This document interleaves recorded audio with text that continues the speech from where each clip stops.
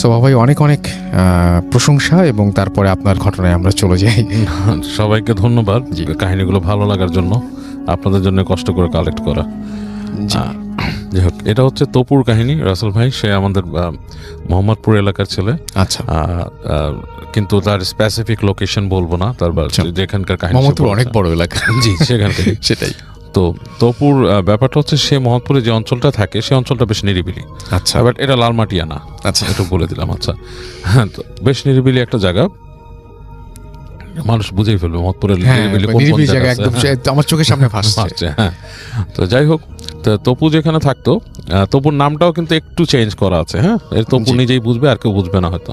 আচ্ছা, তো যাই হোক, ও যেখানটা থাকতো সেই জায়গাটা হচ্ছে যে আপনার বেশ নিরিবিলি, এবং ওদের একটা 3তলা বাড়ি ছিল ওখানে। এবং ওদের বাসায় ওর বড় ভাই থাকতো, বিদেশে চলে গিয়েছিল, আর ওর আম্মু ও আর ওর বোন থাকতো। তো ওর আম্মুর অ্যাজমা প্রবলেম ছিল, উনি মাঝে মাঝে অসুস্থ হয়ে যেতেন। তো তখন ওনাকে ডাক্তার দেখাইতে হতো, এবং মাঝে মাঝে মানে খুব খারাপ অবস্থা হতো। আচ্ছা, তো ওদের মানে ওর বাবা মারা গেছেন। সো ওর বড় ভাই এবং ওরাই হচ্ছে মানে গার্ডিয়ান, পুরো বাড়িটা টেক কেয়ার করতে হয়। তো এরকম অবস্থায় একদিন এরকম রাতের বেলা, তখন এরকম 1-2টা বাজে আর কি, বেশ নীরব হয়ে গেছে। আর ওই সময়টাতে মানে আজ থেকে লাইক 10-15 বছর আগে তখন কিন্তু মোহাম্মদপুর জায়গাটা মানে আরেকটু, ঢাকা শহরটাই আরেকটু ব্যাকওয়ার্ড ছিল আর কি। এতটা আধুনিকতাটা মানে এখন খুব বেশি গাড়ি ঘোড়া, তখন একটু কম ছিল। তো যা হচ্ছে যে রাতের বেলা ওর আম্মু এরকম হঠাৎ করে আস্তে আস্তে তার শ্বাসকষ্ট হয়, হাঁপানি উঠে, এবং ওরা মাকে চেষ্টা করে যেগুলো দেওয়ার আর কি, উনি যে ট্যাবলেট খান, তারপরে নেবুলাইজার মেশিন, এগুলো যে চেষ্টা করে, বাট দেখছে যে ওনার এটা কমতেছেই না। এমন একটা অবস্থায় গেছে যে ওনাকে মানে ঠিক করে রাখা যাচ্ছে না, শ্বাস উঠতেছে পড়তেছে। তো ওর বোন তখন বলে যে তবু তুই এখন যেভাবে যাক তুই নিয়ে আয়, ডাক্তার নিয়ে আয়। ডাক্তার সাহেব একজন ডাক্তার ছিলেন, তিনি ওদের এলাকাতেই থাকতেন, বাট এটা হচ্ছে একটু পেরিফেরির দিকে, মানে মেন রোডের কাছাকাছি আর কি, মানে যেই মেন রাস্তাটা আছে ওইটার কাছে। তো এবং ওদের ফ্যামিলির সাথে অনেক বেশি অ্যাটাচ ডাক্তারটা, এবং উনি ওনার চিকিৎসা করে থাকেন সবসময়। তো বলছে যে ওই আঙ্কেলকে নিয়ে আয়, কাজ আম্মাকে এই অবস্থা হাসপাতালে নেওয়া সম্ভব না, ওনার যে অবস্থা।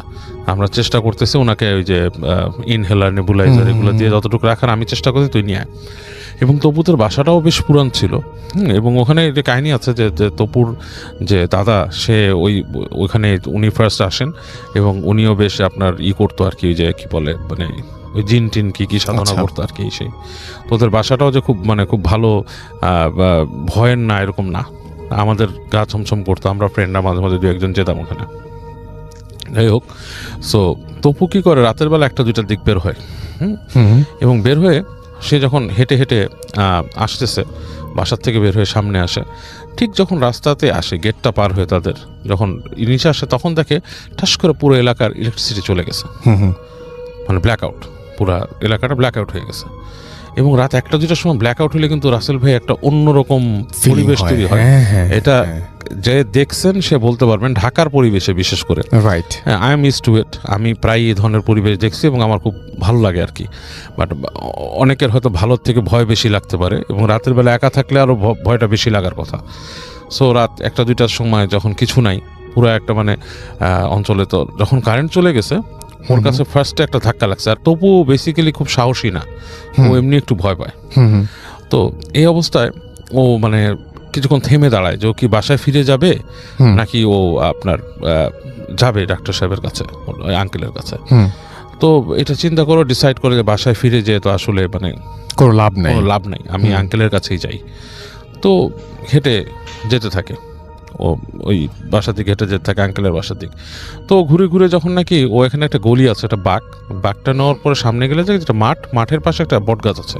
আচ্ছা, বেশ বড় বট গাছ, ঝুরি টুরি আলা বট গাছ। হ্যাঁ, আচ্ছা ওটা বট গাছ না অন্য কোনো গাছ হতে পারে, মানুষকে লোকেশন যে চাই না, গাছ আছে আর কি, বড় একটা গাছ, এবং সেই গাছটার ওখানে মানে বেশ ঝুরি টুরি আলা। আচ্ছা, তো ও যখন গাছটার কাছাকাছি আসে, ও দেখে যে গাছের গোড়ায় প্রায় 5-7টা কুকুর আচ্ছা। And কুকুরগুলো খুব ঘেউ ঘেউ ঘেউ ঘেউ ঘেউ ঘেউ করতেছে। হুম। তো ও জানে ওদের এলাকা সম্বন্ধে এতটুকু সে অ্যাওয়্যার যে এই জায়গাটার মধ্যে সাধারণত কুকুর থাকে না, ভবঘুরে কুকুর প্রায় নাই বললেই চলে। হ্যাঁ, ওই যে কুকুর আছে সেগুলো বাসার কুকুর, জি। হ্যাঁ, মানে মানুষের বাসায় পালা কুকুর, এবং সারা এগুলো ঘেউ ঘেউ করে না। আর ভবঘুরে কুকুর খুঁজতে গেলে আরো ওই জায়গায় চলে যাবে, মেন রোডের ওদিকে বা অন্য আরেকটা ইসে। তো ও মানে একটু থতমত খায় যে এখানে কি রাতের বেলা আসলে কুকুর আসে, তখন সে কনফিউজ হয়ে যায় যে ব্যাপারটা কি। তো কুকুরের ভয়টা বেশ ভাবে ধরে যে কুকুর কামড় যদি দেয়, তো তারপরও সাহস করে করে হেঁটে হেঁটে সামনের দিকে যায়। তো যে যখন নাকি ঠিক ওই গাছের পাশ থেকে ক্রস করছে, কুকুরগুলো ওকে তখনও নোটিস করে নাই। আচ্ছা। তো ও যখন গাছের কাছে আসলো তখন কুকুরগুলো পুরো চুপ থম মেরে গেছে, থম মেরে ও দেখছে ওর দিকে তাকাইছে। এবং ও তখন প্রত্যেকটা কুকুর জানেন রাতের বেলা এমনি চোখগুলা কেমন জলজল করতে থাকে, রাইট। হ্যাঁ, তো দেখছে কুকুর ভেতর থেকে শুধু গরর গরর করতেছে ওকে দেখে। আচ্ছা। সো ও প্রচন্ড রকম ভয় পায়, আর এটাও সে জানে যে আমি যদি এখন দৌড় দেই নির্ঘাত আমাকে কামড় দিবে। রাইট। হ্যাঁ, হ্যাঁ। এবং সে আস্তে আস্তে করে হেঁটে হেঁটে হেঁটে হেঁটে কুকুরগুলোকে পার হয়, এবং ও ফাইন্ড আউট করে যে কুকুরগুলা ওকে ফলো করা শুরু করছে। আচ্ছা। মানে দৌড়ায় দৌড়ায় আসে, কাছাকাছি আসে, আবার দুইবার ঘেউ ঘেউ করে, আবার চলে যায়, আবার দাঁড়ায় গড় গড় করে, একটা নিরাপদ একটা ডিস্টেন্স রেখে ওর সাথেই কাজ করতেছে। আচ্ছা। তো ফাইনালি এরকম করতে করতে রাস্তার মধ্যে ওই আঙ্কেলের ওই যে বাসাটায় আসে। তখনও কারেন্ট আসে না, এবং পুরা দেখা যাচ্ছে ওটা আঙ্কেলের বাসা কিন্তু 4-5টা ব্লক, মানে অনেকগুলো ব্লক পড়ে। তো বেশ খানিকটা হেঁটে আসতে হয়েছে। তো এসে দেখে তখনও কারেন্ট আসেনি। তো ওই বাসার গেটে অনেকক্ষণ নক করে খুলে না। একসময় দারোয়ান আসে, কি হয়েছে, তো যে বলে যে এরকম যে আঙ্কেলকে দরকার, আমার আম্মা তো অসুস্থ হয়ে গেছে এসে। তো উনি ওই দারোয়ান ভিতরে যে খবর দেয় অনেকক্ষণ পরে ওই আঙ্কেলের বাসার একজন আসে, এসে তাকে বলে যে আব্বা তো ঘুমাইছে, উনি ঘুমের ওষুধ খেয়ে ঘুমাইছে, মানে ওনার ব্লাড প্রেশার হাই। আচ্ছা, তো উনি বলে যে এরকম এরকম এরকম, তো ওনাকে বলেন। তখন বলতেছে আচ্ছা ঠিক আছে, আব্বাকে বলতেছি, আর তুমি কি দাঁড়াবা নাকি তুমি চলে যাবা? আচ্ছা। তো বলে আমি দাঁড়াই, আঙ্কেলকে সাথে যাই। তো দাঁড়ায় আছে, কিছুক্ষণ পর ওই আঙ্কেল আসে, এসে আঙ্কেল নিজে বলে যে বাবা আমি তোমার বাসায় আসবো একটু পরে, তুমি চলে যাও, আমি এখানে রাত্রেবেলা তো আমি গাড়ি বের করে আসবো, তুমি চলে যাও বাসায়, তো তোমার মার দরকার হতে পারে তোমাকে। তো ছেলেটা করে কি, ও অপু আপনার ফিরে আসে আর কি, ফিরে এসে ওখান থেকে আবার হাঁটা দেয়। তো যখন বের হয়ে আসছে তখন দেখতেছে কুকুরগুলো নাই, কিন্তু আবার যখন কেউ ওই বাসাটাকে ছাড়ায় আবার অনেকখানি 2-3টা ব্লক চলে আসছে, দেখে ঠিক কুকুরগুলো ওখানে জটলা করতেছিল, এবং ওকে দেখে আবার সেই একই রকম ওর পিছনে পিছনে গড় গড় গড় গড় করতে করতে। তো তবুর যে বলার ব্যাপারটা যে প্রচণ্ড রকমের ভয় লাগতেছিল ওর, কারণ প্রত্যেকটা গলি যখন ক্রস করতেছে ওদের বাসায় যাওয়ার আগ পর্যন্ত যে কয়টা গলি, এগুলো হচ্ছে বেশ নিরিবিলি, মানে দিনের বেলায় নিরিবিলি থাকে, হ্যাঁ, রাতের বেলা সেগুলো মনে করেন গা ছমছম করা পরিবেশ সন্ধ্যার সময় তৈরি হয়ে যায়। কারণ কয়েকটা গাছ আছে, সেই গাছগুলোর বর্তমানে আছে কিনা আই ডোন্ট নো, বাট ওই সময়টা আমিও রিকল করে চিন্তা করতে পারি, কিছু গাছ ছিল যেগুলোতে মানে বেশ ছেয়ে যেত জায়গাটা, ঠিক আছে। আচ্ছা। সন্ধ্যার পরে মূলত বেশ ছাওয়া, এবং দোকানপাটও খুব একটা নাই। তো হেঁটে হেঁটে খুব ভয়ের চোটে একসময় বাসার কাছে আসে। তো বাসার কাছে এসে দেখে যে কুকুরগুলা ওর বাসার মধ্যেও ঢুকতেছে না, বেশ দূরে দাঁড়ায় ঘেউ ঘেউ গড় গড় গড় এরকম করতেছে। এরকম করতে করতে ও আস্তে আস্তে করে হেঁটে ওদের ওই যে লোহার গেটটা পার হয়। এখন ওদের গাড়ি বারান্দা, পুরোনো আমলের বাড়ি, হেঁটে হেঁটে হেঁটে হেঁটে পার হচ্ছে। তো ঠিক যখন নাকি ওদের সিঁড়ি ঘরে ঢুকবে রাসেল ভাই, তখন দেখে যে সিঁড়ির গোড়ার দিকে কেউ একজন বসে আছে, মানে মনে হচ্ছে একটা মানুষ ঠিক সিঁড়ির পাশে, মানে সিঁড়ির যে রেলিং সেটার পাশে বসে আছে, এবং মানে কেমন বিদঘুটে একটা নয়েজ তৈরি করতেছে। ইটস লাইক ইঁদুরের গলায় যদি মানুষ কথা বলার চেষ্টা করে, কাইন্ড অফ লাইক দ্যাট, হ্যাঁ, এরকম একটা ব্যাপার। তো মানে প্রচন্ড ভয়ের, এবং ও মানে ওর মাথাটা মানে এলোমেলো হয়ে যায় ওর মাথায় এই জিনিসটা দেখে। ও যে সিঁড়িতে উঠবে ওই জিনিসটাকে ক্রস করে, সেরকম না। তো ও ওই দিক থেকে চিন্তা করতেছে যে আমি যেতে হবে উপরে। এরকম সময় উপর থেকে ওর বোনের ডাক শুনতে পায় যে তবু তুই আসছিস নাকি, হ্যাঁ কারেন্ট যেতে। তো ও করে কি, যখন নাকি ওই একটুখানি উঠে সিঁড়িতে উঠে, তখন দেখে যে ওই যে ক্রিচার যেটা, সেটা একটু বের হয়ে আসছে। আচ্ছা। হ্যাঁ, হালকা একটা বাইরের আলোর মতোর মুখে পড়ছে। ইটস লাইক খুব বুড়া মানুষের যদি চুল টুল চলে যায় রাসেল ভাই, it's like grey colour skin, like ইঁদুরের বাচ্চা থাকে না কিছু, এই টাইপের স্কিন, কিন্তু মানুষ, মহিলা টাইপের। হ্যাঁ, মানে ওকে দেখে খ্যাক করে একটা শব্দ করে ওকে এরকম মানে মানুষকে ধাওয়া দেয় না, সেরকম এরকম একটা ধাওয়া দেয়। হ্যাঁ, এরকম একটা ধাওয়া দেয়, ধাওয়া দিয়ে হ্যাঁ এরকম একটা এরকম সাউন্ড করে। তো ও করে কি, সিঁড়িতে মানে পিছলায় মিছলায় দৌড় দেয়। হ্যাঁ, আর পিছন থেকে বলে তোর মা গেছে। তো ওর বুকের মধ্যে প্রচণ্ড ধাক্কা লাগে এবং একটা সাহসও লাগে। যখন বলে তোর মা গেছে, সে নাকি ঝেড়ে দৌড় দিয়ে নিচে নেমে আসে। মানে ওর মাথায় এমন রাগ উঠছিল যে ও লাথি মারবো এটাকে, এবং নিচে এসে দেখো এটা নাই। আচ্ছা। এবং আলটিমেটলি সে উপরে উঠে যায় তবু, এবং তখন দেখা যাচ্ছে ওর কাইন্ড অফ লাইক সাহস হয়ে গেছে অন্যরকম টাইপের। ও যখন বাসায় আসছে তখন কারেন্ট আসে, ঠাস করে কারেন্ট আসছে, এবং ওর বোন বলতেছে যে আম্মার অবস্থা খুবই খারাপ এসেই। তো যখন ভিতরে ঢুকে বোন সহ ঢুকে যায়, দেখে যে ওর আম্মা কোয়াইট নর্মাল, মানে শ্বাসকষ্ট অনেক কমে গেছে, নর্মাল। তোর মাকে যে বলে আম্মু কী হয়েছে, হাত ধরে বেশ ওর মানে আবেগ আপ্লুত হয়ে যায়, বলে কী হয়েছে এসে। তো বলে যে না আমার অনেক শ্বাসকষ্ট ঠিক হয়ে গেছে। তো ইন দ্য মিন টাইম কিছুক্ষণ পর ডাক্তার সাহেব আসেন। ওই ডাক্তার সাহেব এসে ওর মাকে চেক করে বলে কি যে তোমাদের জন্য বেস্ট হয় কি একটা কথা বলি, তোমরা না এই বাসাটাকে ভাড়া দিয়ে কোথাও চলে যাও। আচ্ছা। হ্যাঁ, বলে কেন? বলবে তোমাদের ভালোর জন্য বলি, কাজ এই যে এই বাসাটাতে তোমার দাদা থাকতো, তোমার দাদিরও কিন্তু হাঁপানি ছিল। হ্যাঁ, আমার দাদিরও হাঁপানি ছিল, এবং এইটা আমার বিশ্বাস যে এটা সুপার ন্যাচারাল কজ আছে কোনো। আচ্ছা। যদিও আমি একজন ডাক্তার, আমার বলা ঠিক না এই ধরনের কথা, বাট আমি বিশ্বাস করি এরকম কিছু ব্যাপার স্যাপার এখানে আছে। এবং তোমার আম্মার এই যে হঠাৎ অ্যাজমা অ্যাটাক, ওনার কিন্তু এই শ্বাসকষ্টর অসুখ নাই।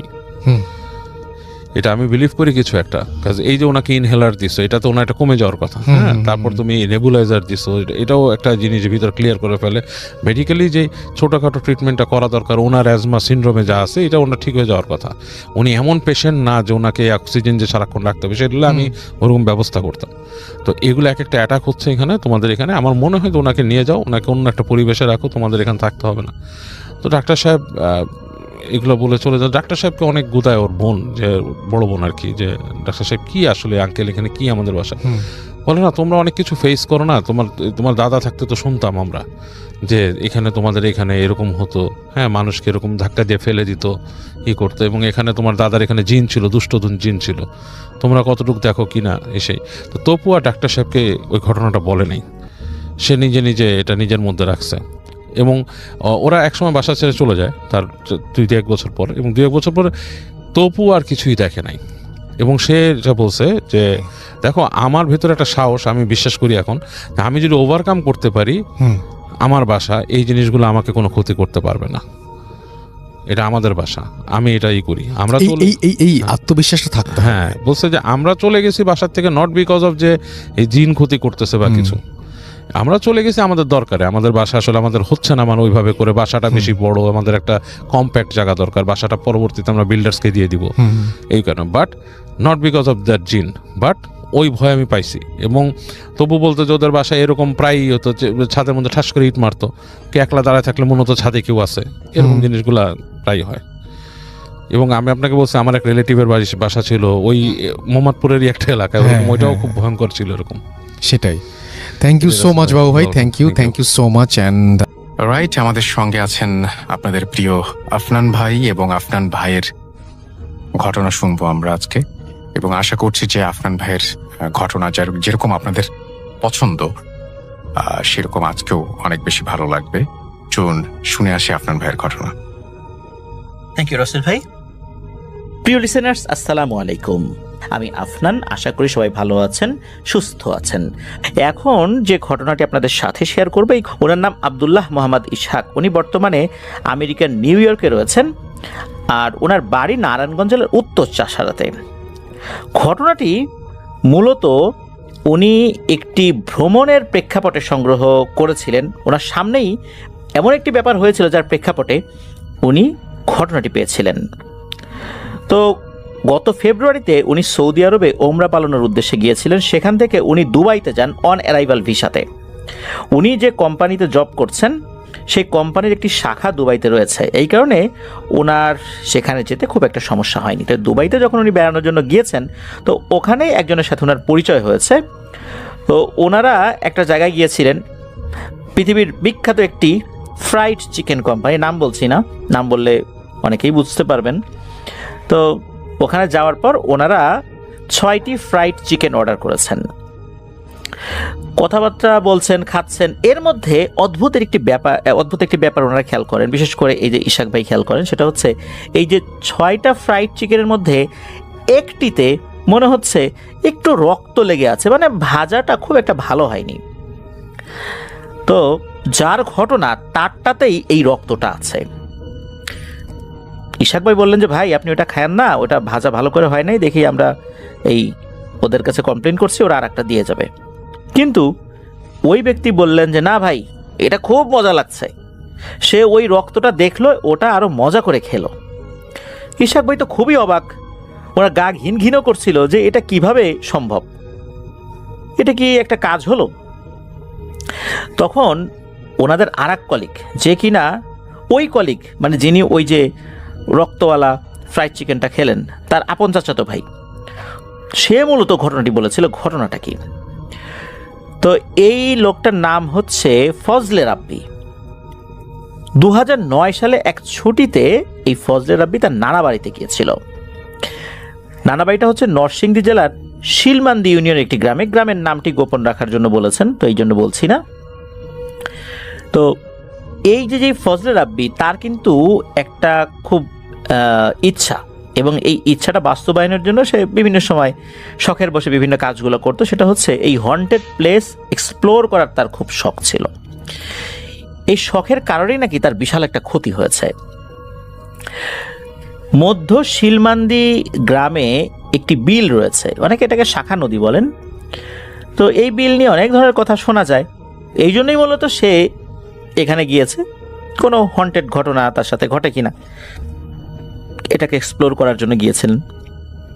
তো উনি তার কাজিনদেরকে নিয়ে গিয়েছেন সেখানে, তার যেই আগ্রহ, সেই আগ্রহ মেটানোর জন্য।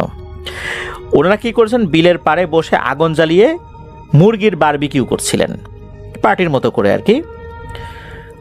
অনেকক্ষণ পর হঠাৎ করে তাদের একজন বলে, এই দেখ দেখ দূরে ওটা কি আসছে।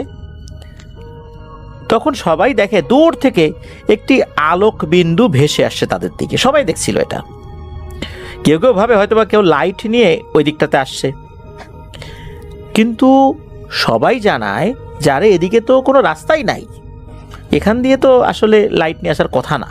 আর ওই দিকটাতে অনেক পুরনো পরিত্যক্ত একটা কবরস্থান আছে, যেখানে এখন কবর দেওয়া হয় না। আর ওই সাইডটাতে বহু পুরনো একটা শ্মশানও রয়েছে। তো যাই হোক, তারা এগুলো নিয়ে আর বেশি চিন্তা ভাবনা না করে তারা বারবিকিউ প্রস্তুত করার জন্য মনোনিবেশ করেছে। কিছুক্ষণ পর আরেকজন বলে, এই দেখ দেখ এই আলোক বিন্দুটা মনে হচ্ছে বড় হয়ে গেছে। তখন সবাই তাকিয়ে দেখে, আরে তাই তো, এই আলোক বিন্দুটা ভয়ঙ্কর এক আগুনের গোলায় পরিণত হয়ে তাদের দিকে এগিয়ে আসছে। সবাই ভয় পায়, কিন্তু এই যে ফজলে রাব্বি, সে ভয় পাওয়ার বদলে ওই আগুনের গোলাকে উদ্দেশ্য করে অকথ্য ভাষায় গালিগালাজ করতে থাকে। একটা পর্যায়ে হয় কি, ওই আগুনের গোলার সাথে তাদের কাছাকাছি এসে আবার ঘুরে যেদিক থেকে এসেছিল সেদিকটাতেই চলে যায়। তখন উপস্থিত অনেকে জিজ্ঞেস করলো, কি ব্যাপার, এরকম গালিগালাজ করলি কেন? তখন এই ফজলে রাব্বি বলছিল যে শোন, গালিগালাজ করলে এরা চলে যায়, এই জন্য এও চলে গেছে, কাছে আসে নাই। তো সবাই মনে করছে ঘটনা এখানেই শেষ, কিন্তু না, ঘটনা সবে শুরু হলো। তো বাড়িতে ওই রাত্রে গরুর গোশত রান্না করা হয়েছিল, তো উনি খাবার খাচ্ছিলেন। উনি তো বেড়াতে গিয়েছিলেন, কাজিনরা তো ছিল সেখানে, ওই মুরগির বারবিকিউ করে বাসায় এসে আবার গরুর মাংস দিয়ে ভাত খাচ্ছেন। সকলে খেয়াল করে যে এই যে এই যে ফজলে রাব্বি, উনি ভদ্রভাবেই খাচ্ছে, কিন্তু তার চোখ দুটো রক্তের মতো লাল হয়ে আছে। আর সে খাচ্ছে আর কেমন কেমন করে যেন হাসছে, এটা কিন্তু অনেকে খেয়াল করেছে। তখন অনেকে জিজ্ঞেস করে, কি রে ফজলে রাব্বি, এভাবে হাসছিস কেন? সে কোনো উত্তর দেয় না। তো খাবার শেষে সবাই উঠে যায় হাত মুখ ধুয়ে ঘুমানোর জন্য। সকালবেলা দেখে যে গোয়ালের একটি বড় সাইজের ছাগল অর্ধেক খাওয়া অবস্থায় পড়ে আছে। আর একটা ভয়ঙ্কর ব্যাপার হচ্ছে, ছাগলের এক ফোঁটা রক্ত মাটিতে পড়ে নেই, মনে হচ্ছে ওর রক্তগুলো কেউ শুষে খেয়ে ফেলেছে। এটা গেল প্রথম রাত। দ্বিতীয় রাত্রে আরও একটা ঘটনা ঘটে, সেটা হলো ওই একই রকম ভাবে গোয়ালের আর একটা ছাগল একই রকম ভাবে মারা গিয়েছে। রক্ত তো নাই, মাংসও বিভিন্ন জায়গা থেকে খাওয়া। পরপর 4 দিন এমন হয়। পঞ্চম রাত্রে ফজলে রাব্বির বাবা ওয়াশরুমে যাওয়ার জন্য রাতের বেলা বাইরে বের হয়েছেন, যেহেতু গ্রামে ওয়াশরুমগুলো বাইরেই থাকে। তখন গোয়ালের ভিতরে খচ খচ খচ খচ শব্দ। এমনিতে তো 4 রাত এরকম হয়েছে, শেয়াল কিনা এটা তারা চিন্তা করেছে, কিন্তু শেয়ালের কোনো পায়ের ছাপও তারা পায়নি। তো যেহেতু এখন খচখচ শব্দ হচ্ছে, চিন্তা করেছে এইবার পেয়েছি রে, 4টা ছাগলকে খেয়ে ফেলছিস, এবার ধরবো। উনি 1 পা 2 পা করে ওই গোয়াল ঘরের দিকে যখন গিয়েছেন, তখন উনি যে দৃশ্য দেখতে পান তাতে ওনার নিজের চোখকেই উনি অবিশ্বাস করে ফেলেন। এ কি, তার ছেলে ফজলে রাব্বি একটা আস্ত খাসির গলায় কামড় দিয়ে খাসির রক্ত একদম শুষে খেয়ে ফেলছে। এই বিভৎস দৃশ্য উনি যখন দেখেছেন, উনি তো প্রচণ্ড জোরে এক চিৎকার করে উঠেছেন। ওনার কাছে মনে হচ্ছিল যে এ তার ছেলে না, মনে হচ্ছে জলজ্যান্ত এক হায়না, অথবা এমন রক্ত চোষা কোনো ড্রাকুলা যে দাঁত বসিয়ে দিয়ে রক্তগুলো একদম শেষ করে ফেলছে, খেয়ে ফেলছে। তার বাবা তো প্রচণ্ড জোরে চিৎকার দিয়েছেন, বাড়ির অন্য সদস্যরা চিৎকার শুনে সবাই এদিকে চলে আসছে। আসার পর সবাই একই দৃশ্য দেখে যে এই ফজলে রাব্বি একই কাজ করছে। উপস্থিত সবাইকে দেখেও কিন্তু ফজলে রাব্বির কোনো ভ্রুক্ষেপ নাই, সেভাবে খেয়েই যাচ্ছে। একটা পর্যায়ে ফজলে রাব্বি অজ্ঞান হয়ে মাটিতে লুটিয়ে পড়ে, ঘরে নেওয়া হয়। এর কিছুক্ষণ পরে মনে হয় পুরো বাড়ির গাছপালাগুলো একদম দুমড়ে মুচড়ে যাচ্ছে, এত বাতাস ও ঝড় শুরু হয়েছে। আর চারদিকে মনে হচ্ছে ভয়ঙ্কর কোনো অশরীরই ঘুরে বেড়াচ্ছে। এরপর চুপচাপ শান্ত হয়ে যায় চতুর্দিকে, মোটামুটি মিনিট 20 এরকমটা হয়েছিল। তারপরেই ফজলে রাব্বি চোখ খোলে আর হা হা করে বিকট শব্দে হাসি দিতে থাকে। তার এই হাসি দেখে উপস্থিত প্রত্যেকেরই পিলে চমকে ওঠে। ওই রাত্রে কেউ 1 সেকেন্ডের জন্য ঘুমাতে পারে নাই। সকলে অপেক্ষা করছিল কখন ফজরের আজান দেবে। ফজরের আজান দেওয়ার সাথে সাথে সবাই কবিরাজ খুঁজতে বের হয়। তো একজন কবিরাজকে নিয়ে আসা হয়। কবিরাজ আসার পর সে যখন ফজলে রাব্বির উপর রুকিয়া শুরু করেছে, দেখে তার রুকিয়াতে কিছুই হচ্ছে না, বরং ফজলে রাব্বি হাসি তামাশা করছে। 3 ঘন্টা রুকিয়া করার পর যখন কোনো কাজ হয় না, একটা পর্যায়ে উনি চলে যান, বলেন যে আমার দ্বারা এই কাজ হবে না, হলে এই 3 ঘন্টায় হইতো, আমার যারা সব বিদ্যায় প্রয়োগ করছি এই রুকিয়ায় তার উপর কোনো প্রভাবই ফেলছে না, আপনারা অন্য কাউকে দেখান। এই বলে উনি চলে যান। ওই দিন ওনারা আরও খোঁজ খবর করেছিলেন, যেহেতু এই কবিরাজ উনি কাজ করছিলেন, পারেন নাই, সবাই আশা করেছিলেন কোনো একটা কাজ হবে, তখন ওই দিনও ওনারা খোঁজ খবর নেওয়া শুরু করেন। তবে ওই দিন আর কাউকে পাওয়া যায় নাই। তবে ওই দিন রাতের বেলা, গভীর রাত্রে হঠাৎ করে মনে হলো ধপাস করে ঘরের চালের উপর কিছু একটা পড়লো। এরপর টিনের চালের উপর দিয়ে হেঁটে হেঁটে গেলে যেরকম শব্দ হয় না, ওই রকম শব্দ হচ্ছে। কিছুক্ষণ পরে উঠোনের উপর হাঁটার শব্দ হয়, এরপর আবার টিনের চালের উপর হাঁটার শব্দ হয়, এরকম হচ্ছে। তো এমনটা হতে থাকে। ওনারা একজন হুজুরের সন্ধান পান, সেটা হচ্ছে নরসিংদী তারাবো উপজেলার একটি গ্রামে একজন হুজুরের সন্ধান পান। তো পরদিন সেখান থেকে তাকে নিয়ে আসে। আসলে তাকে দেখে হুজুর মনে হচ্ছিল না, তাকে দেখে তান্ত্রিকই মনে হচ্ছিল। তো উনি ফজলে রাব্বিকে দেখেন, দেখার পর উনি বলেন যে ঠিক আছে, আপনারা একটা কাজ করেন, মঙ্গলবার আসরের পর আমার বাড়িতে ওকে নিয়ে আসেন। তো 2 দিন পর মঙ্গলবার ছিল। 2 দিন কিন্তু তারা বেশ এই ঝামেলার মধ্যে দিয়েই গেছেন আর কি। এই এরকম ছোট ছোট ঘটনা বাসায় হচ্ছে, তার অবস্থা স্বাভাবিক না, ঘরে আটকে রাখা হয়েছে। 2 দিন পর যখন নিয়ে যাওয়া হবে, ফজলে রাব্বি ঠিকঠাক মতো যাচ্ছিল, কিন্তু ওই হুজুরের ঘরের সামনে আসার পর ফজলে রাব্বি বলে যে আমি এখানে যাব না, কোনোভাবেই নিয়ে যাওয়া যাচ্ছে না। অবশেষে হাত পা ধরে জোর করে টেনে হিচড়ে তাকে নিয়ে যাওয়া হয়। 5 ঘন্টা টানা চেষ্টা করেছিলেন এই পিশাচকে ছাড়ানোর জন্য। অবশেষে আল্লাহর রহমতে সফল হন। তবে ওই পিশাচটা কিছু শর্ত বেঁধে দেয়, 2টো কালো মুরগি, 2টো কালো ছাগল, আর এই যে ফজলে রাব্বির 2 ফোঁটা রক্ত সেই ছাগলের মাথায় তিলক আকারে দিয়ে দিতে হবে। এরপরে ফজলে রাব্বিকে 3 মোহনার পানি দিয়ে গোসল করাতে হবে, তারপরে নাকি সে চলে যাবে। সে সব কিছুতেই রাজি হলো, ছেড়েও যায়। তবে সে যাওয়ার আগে বলে গিয়েছিল যে মূলত রক্তের একটা প্রভাব নাকি ফজলে রাব্বির শরীরে এমনভাবে মিশে গিয়েছে, যার কারণে এই যে জিনটা সে ছেড়ে চলে গেলেও তার ছায়া ওর উপর সবসময় থাকবে। এটা নাকি ওই জিনেরও কিছু করার নাই, এটা থাকবেই। এই কারণেই নাকি ফজলে রাব্বির রক্তের প্রতি ভয়ঙ্কর এক নেশা রক্ত দেখলেই তার নেশার মতো কাজ করে। সে রেগে গেলে কামড় দিতে চায়, পরে অবশ্য সে নিজেকে আবার নিয়ন্ত্রণ করে, আর রেগে গেলে চোখ রক্তের মতো লাল হয়ে যায়। সবাই লক্ষ্য করে সে মাঝে মাঝেই বলে, কথা প্রসঙ্গে বলে, ইস রে, মানুষের গোস্ত যদি খেতে পারতাম রে, কতই না মজা হতো। এমনকি এই যে ইশাক ভাইকেও নাকি বলেছেন যে গরুর মাংস কত মজা, খাসির মাংস কত মজা, গরুকে যদি বিভিন্ন ধরনের ফলমূল খাওয়ানো হয় গরুর মাংস কত মজা হয়ে যায় অন্য গরুর মাংস থেকে। তাহলে মানুষ কত কিছু খায়, কত ফলমূল খায়, কত ভালো ভালো জিনিস খায়, মানুষের মাংস কত মজা, তাই না? তো এইভাবে নাকি এই ইশাক ভাইকে এই ফজলে রাব্বি বলেছে আর হাসছে। ইশাক ভাই তো হা করে বসে, ছেলেটা বলে কি, আর তার মুখের হাসিটা এমন ভয়ঙ্কর যে পিলে চমকে ওঠার জন্য যথেষ্ট এই হাসি। তো এটাই এখনো চলছে এই ফজলে রাব্বির সাথে। মূলত ওই পিশাচ রক্ত পিপাসু জিনের প্রভাব বা ছায়া তার উপর রয়েছে। জিন ছেড়ে চলে গেলেও মূলত তার রক্তের সাথে এমন কিছু প্রভাব মিশে গেছে যার কারণে রক্ত দেখলেই তার এক উন্মাদনা কাজ করে। সে এক ড্রাকুলা হয়ে গেছে এমনটা মনে হয় আর কি। তো এটাই ছিল ঘটনা।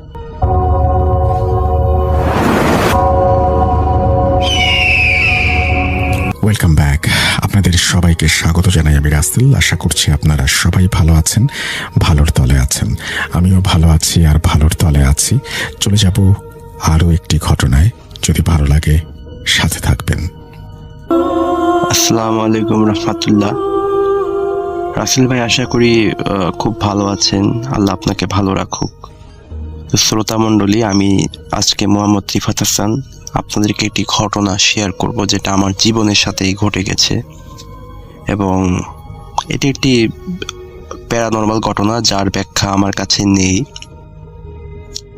তো আমার বাবা তখন সরকারি চাকরি করতেন, 2000 সাল।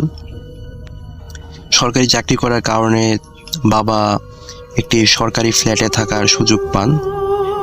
তো তখন আমরা সেই সরকারি ফ্ল্যাটে চলে যাই, যেটাকে অনেকে সরকারি কোয়ার্টার বলে থাকেন। তো আমরা সেখানে থাকি। তো ওইখানে প্রায় 4টা ফ্যামিলি ছিল একই বিল্ডিংয়ের মধ্যে, এবং বিল্ডিংটা ছিল 2 তলার একটা বিল্ডিং। তো সেখানে উপরের দুইটা ফ্লোর ছিল, সেখানে আমি আমার ফ্যামিলি সহ থাকতাম, এবং অপর পাশে আমার ঠিক অপোজিটে থাকতেন নীলার বাবা, একজন মানুষ, তিনি তার ফ্যামিলি নিয়ে থাকতেন, এবং নিচের 2 ফ্লোরে আরও 2টা ফ্যামিলি ছিল। তো তখন উপজেলা নির্বাহী কর্মকর্তার আদেশ অনুযায়ী প্রত্যেকটা বিল্ডিংয়ের ছাদ বন্ধ করে রাখা হতো তালা মেরে। তো কারণ বিল্ডিংয়ের ছাদের উপরে খুব ইম্পর্টেন্ট কিছু জিনিস ছিল, যেমন আপনার একটা মোটর ছিল যেটা দ্বারা পানি তুলতো ট্যাঙ্কের মধ্যে। তো মোটরটা খুবই একটা দামি মোটর ছিল। তো ওইগুলোর জন্য একটু খুব ভালো ভালো দামি দামি ইনস্ট্রুমেন্ট যাতে কেউ নষ্ট না করে, সেই জন্য ছাদের উপর তালা মেরে রাখা হতো।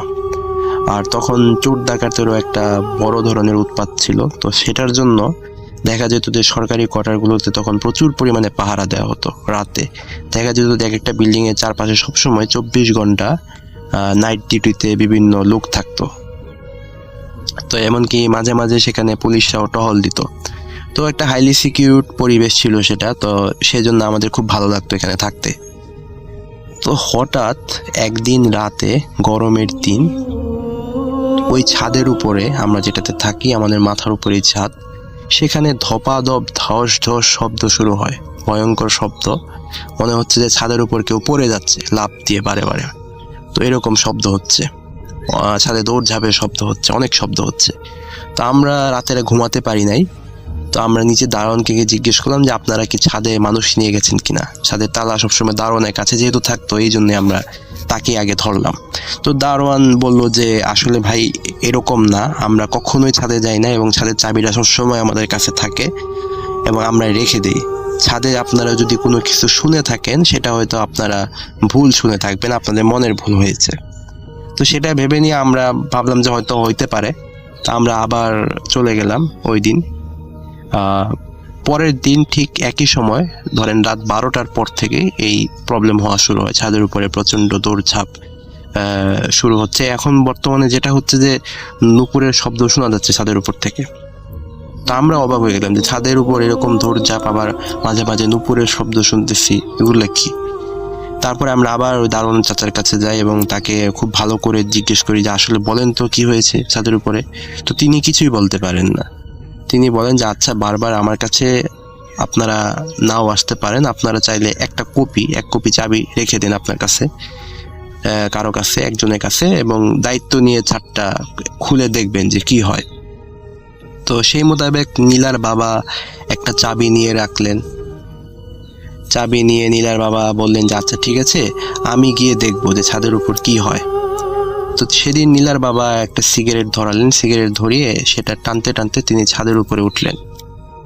তো সিঁড়ি বেয়ে ছাদের উপরে ওঠার পর তিনি যখন দরজা খুলতে যাবেন তখন তিনি সেই সাউন্ডটা বুঝতে পারলেন যে ওখানে শব্দ হচ্ছে। তো তিনি দরজা খুললেন, খুলে তিনি যেটা দেখলেন খুবই অবাক হয়ে গেলেন দেখে। তিনি দেখলেন যে ছাদের উপরে আমাদের বাসার পাশে একটা কৃষ্ণচূড়া গাছ ছিল, যেটা প্রায় অনেক লম্বা, প্রায় আপনার এটা 6 থেকে 7 তলা একটা বিল্ডিং এর সমান লম্বা কৃষ্ণচূড়া গাছ। তো ওই গাছের উপরে, একবারে উপরের দিকে 5টা মেয়ে, সাদা ফ্রক পরা মেয়ে, তারা বসে আছে গাছের উপরে।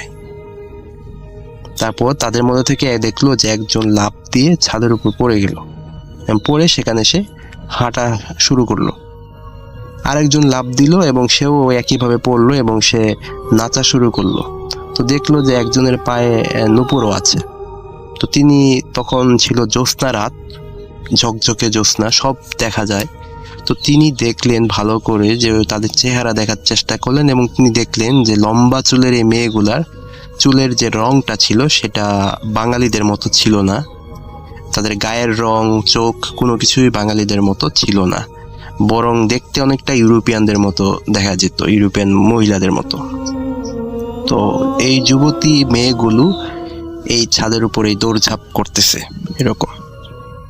তো এটা দেখার পর নীলার বাবা সিগারেট ধরালেন, ধরিয়ে তিনি দৃশ্যটা দেখার চেষ্টা করলেন ভালো করে যে এর পরবর্তীতে কি হয়। তিনি কৌতূহল ভরে সেটা দেখতে থাকলেন এবং আস্তে আস্তে একটু ভয়ও পেতে থাকলেন যে এটা কারা, এরা কিভাবে আসলো এখানে। তো একটা কথা বলে রাখি যে নীলার বাবা কখনো প্যারানরমাল এই বিষয়গুলোতে উনি বিশ্বাস করতেন না। তো তিনি ধরে নিয়েছিলেন যে এরা হয়তো কোনো একটা বিশেষ শ্রেণীর চোর টোর হবে যারা এখানে আসছে। তো তিনি তাদেরকে ধরার জন্য একটা লাঠি নিয়ে যখন তাদের কাছে অ্যাপ্রোচ করতে গেলেন, তখন তাদের মধ্যে থেকে একজন বলে উঠল যে দেখ দেখ, শালা আগুন নিয়ে আসছে আমাদেরকে মারার জন্য, ধর শালাকে ধর। এগুলো বলা শুরু করলো তারা নিজেদের মধ্যে। এবং তখন নীলার বাবা ছাদের মাঝখানে ছিল, তাকে ধরার জন্য তারা দৌড়ে এই নীলার বাবার কাছে আসা শুরু করলো। তো নীলার বাবা এটা দেখে খুব ভয় পেয়ে গেলেন। তাদের গলার আওয়াজ শুনে এত জোরে জোরে বলতেছিল, মাইকের মতো শব্দ করে বলতেছিল। তো এটা শুনে তিনি খুব ভয় পেয়ে গেলেন। তিনি দেখলেন যে তারা তাদের মুখ বের করে ফেলছে এবং মুখ থেকে দেখা যাচ্ছে যে লম্বা লম্বা দাঁত আছে, তাদের চিকন চিকন লম্বা লম্বা দাঁত। ওগুলো দিয়ে তারা নীলার বাবাকে কামড় দেওয়ার চেষ্টা করতেছিল, দৌড়িয়ে আসতেছিল তার কাছে। তো নীলার বাবাও খুব জোরে একটা দৌড় দিলেন। তিনি দৌড় দিয়ে ছাদের উপরে যে সিঁড়ি ছিল, সিঁড়ি দিয়ে নামার চেষ্টা করলেন এবং একটা সময় সিঁড়ির মধ্যেই কোনো একটা জায়গায় হোঁচট খেলেন এবং সিঁড়ি থেকে তিনি পড়ে গেলেন। পড়ে গিয়ে খুব ব্যথা পেলেন এবং ওই জায়গাতে তিনি বেহুশ হয়ে গেলেন পড়ে যাওয়ার পর। তো আমরা এই শব্দগুলো শুনলাম। শব্দগুলো শোনার পর আমরা নীলার বাবার কাছে গেলাম। তো তিনি অনেকক্ষণ পর তার জ্ঞান ফিরল এবং খুবই ইনজুর্ড অবস্থায় ছিলেন। তারপর তাকে হসপিটালে নেওয়া হলো এবং পরের দিন সকালে তিনি আমাদের এই পুরো ঘটনাটা বললেন। তো আমরা ভাবলাম যে হয়তো উনি কি না কি বলছেন, তখন আমাদের বিশ্বাস হয়নি বিষয়টা। তো যাই হোক, ওই দরজাটা পরে আর কেউ খুলেনি, ওটা খুবই ভালো করে বন্ধ করে দেওয়া হলো, ছাদের দরজাটা তালা দিয়ে। তা আমাদের বিশ্বাস না হলো, পরবর্তীতে আমরা বিষয়টা বিশ্বাস করি, কারণ এর কয়েকদিন পর দেখা গেল যারা উপরের ফ্লোরে ছিল সবার জানালাতে ধপাধপ শব্দ শুরু হতে থাকলো। মনে হতো যে দালানার মধ্যে কেউ থাপ্পড় দিচ্ছে, এরকম একটা শব্দ হতে থাকলো। তো এই থাপ্পড়ের শব্দ শুনে, এই থাপ্পড়টা শুরু হতো রাত 12টার থেকে। তো এই থাপ্পড়ের শব্দ শুনে আমরা খুবই বিরক্ত হয়ে গেছিলাম এবং আমরা দারোয়ানকে বলতাম যে কে এই কাজটা করে। তো আমরা এটা খুবই কনসার্ন হয়ে গেলাম। আমরা তারপর উপজেলা নির্বাহী অফিসারকে জানালাম যে এরকম ঘটনা হচ্ছে, কেউ আমাদেরকে এভাবে অ্যাটাক করতেছে, আপনি এখানে পুলিশ মোতায়েন করেন। তো তিনি কথা মতো ওখানে পুলিশ মোতায়েন করলেন, সিকিউরিটি বাড়ালেন। কিন্তু এরপরেও এত সিকিউর থাকা অবস্থাতেও দেখা গেল যে এই ঘটনাটা হচ্ছে। আমাদের জানালাগুলোতে এরকম খুব জোরে জোরে থাপ্পড় দিত কেউ। তো আমরাও খুব বিরক্ত হয়ে যেতাম এবং প্রতিদিনই রাত 12টার পর থেকে এই ঘটনাগুলো হতো।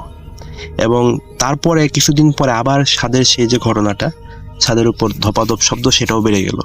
তো এরকম প্রচণ্ড শব্দ, ধপাধপ শব্দ, এগুলার পরে আমরা আসলেই অনেক ভয় পেয়ে গেলাম। তো যাই হোক, তারপরে একদিন হুজুর আসলেন।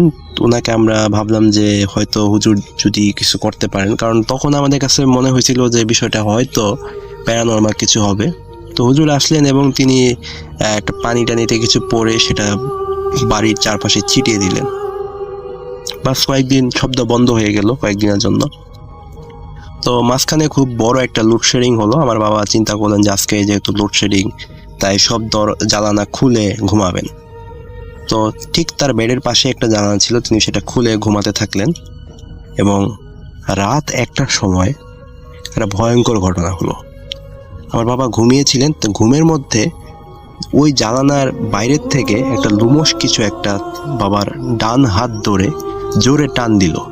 টান দিয়ে তাকে জানালার বাইরে নিয়ে যাওয়ার চেষ্টা করতেছিল। তো আমরা দেখলাম যে জানালার বাইরে কিছু একটা তাকে টানার চেষ্টা করতেছে। তো বাবা ওখানে চিল্লানি শুরু করলো, তখন মাও সেখানে চলে আসলো। তো ওই জিনিসটার থেকে তাকে ছোটানোর চেষ্টা করলো। তো আমিও সেখানে ছিলাম, নিজের চোখে দেখলাম যে একটা লম্বা লোমশ হাত, লম্বা লম্বা নখ ছিল ওটা বাবাকে বাইরে টেনে নিয়ে যাওয়ার চেষ্টা করতেছে। কিন্তু somehow this thing failed। তো তারপর আমরা যখন লাইট নিয়ে ওটার মুখে লাইট ধরার চেষ্টা করলাম, তখন দেখলাম যে ওটা আর ওখানে নেই।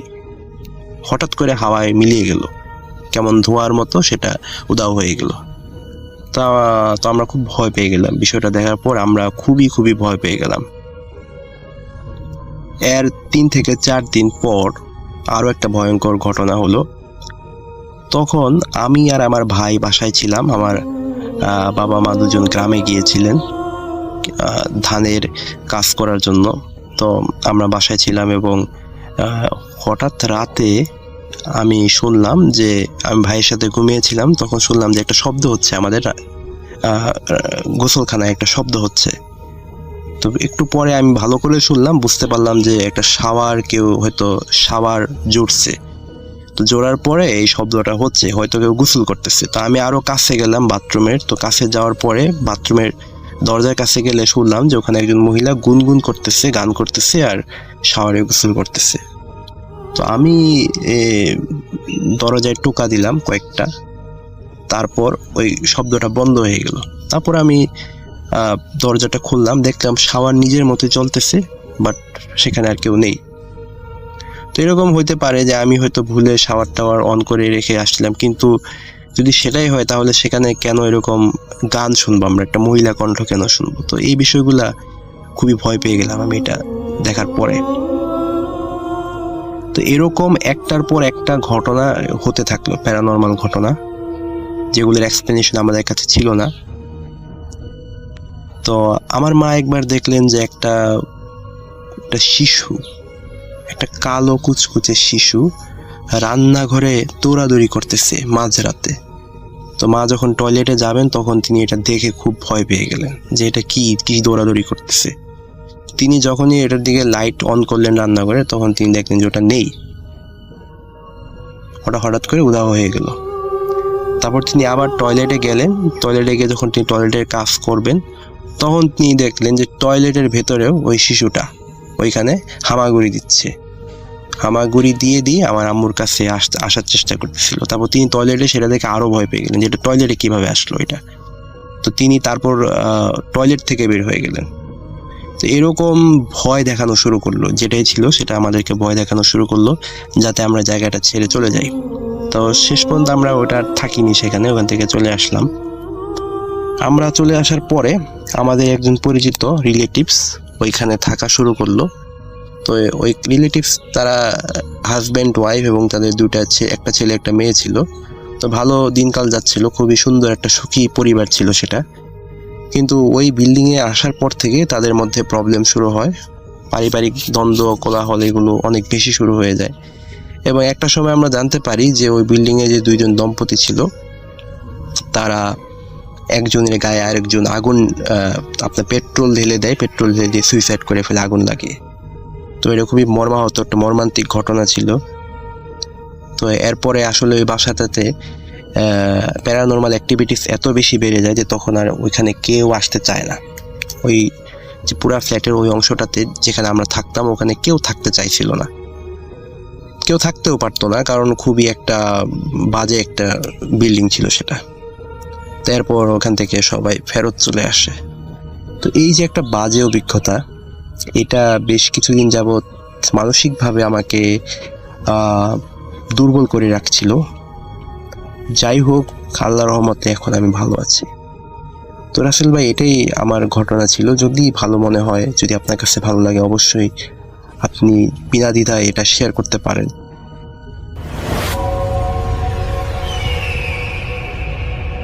আরও একটা ঘটনায় চলে যাব আমরা, এবং এই ঘটনাটা একটা অডিও ক্লিপ। চলুন শুনে আসি অডিও ক্লিপটি। আশা করছি এই অডিও ক্লিপটিও আপনাদেরকে অনেক অনেক আনন্দ দেবে। চলুন শুনে আসি। আসসালামু আলাইকুম রাসেল ভাই, আশা করি আপনি ভালো আছেন আর ভালো দলে আছেন। আমি রিপন, আমি আদিতমারি লালমিহাট থেকে বলতেছি। আর আজকে যে ঘটনাটা আমি আপনাকে শেয়ার করব, এই ঘটনাটা আমার এক পরিচিত ভাইয়ের ঘটনা। তার নাম হচ্ছে সজীব। সজীব আসলে খুব সাহসী একজন ছেলে ছিল। ওর বাসা হচ্ছে আদিতমারি থানার ভেলাবাড়ি ইউনিয়নে। তো ভেলাবাড়ি ইউনিয়নের কোন গ্রামে আসলে আমি এটা বললাম না। তো সজীবের সাথে একদিন ঘটনা ঘটে, আর এই ঘটনাটা আজ থেকে প্রায় 10 বছর আগের, 2011 বা 2010 এই দিকের ঘটনা। তো সজীব লালমিহাট সদর থেকে একদিন কাজ শেষ করে বাসায় ফিরতেছিল। সেই সময় আসলে তার সাথে একটা ভয়ানক ঘটনা ঘটে। তো একদিন সজীব লালমিহাট সদর থেকে কাজ শেষ করে বাড়ি ফিরতেছিল। তখন রাত প্রায় 11:15 বাজে।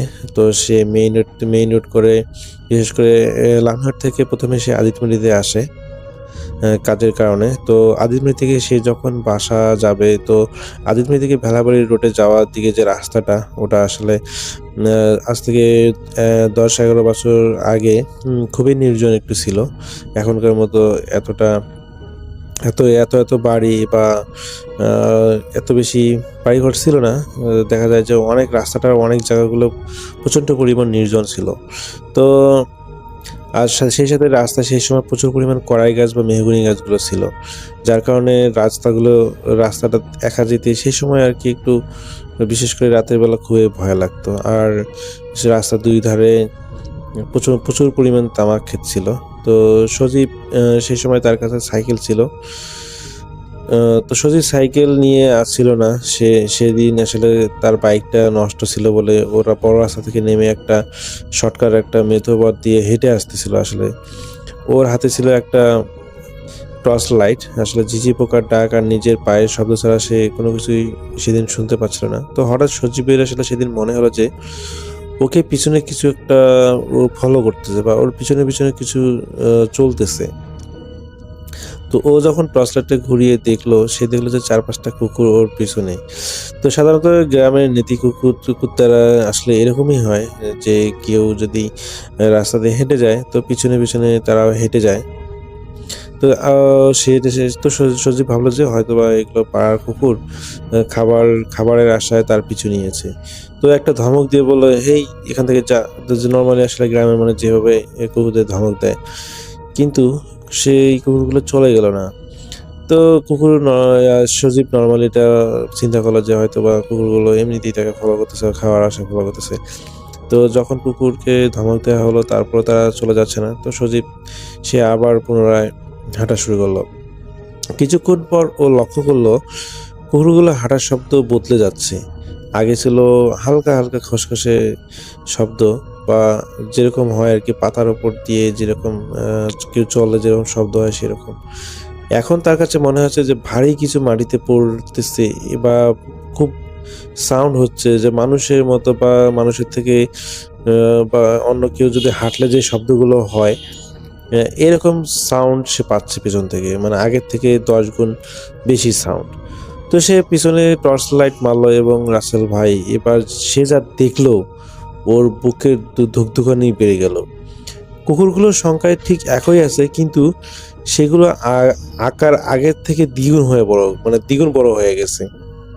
নর্মালি আমরা সবাই কুকুরের সাইজ জানি, একটা নর্মালি কুকুরের সাইজ এরকম হয়, কিন্তু সজীব যখন দেখলো দ্বিতীয়বার, সে দেখে যে কুকুরগুলোর সাইজ এবার দ্বিগুণেরও বেশি হয়ে গেছে।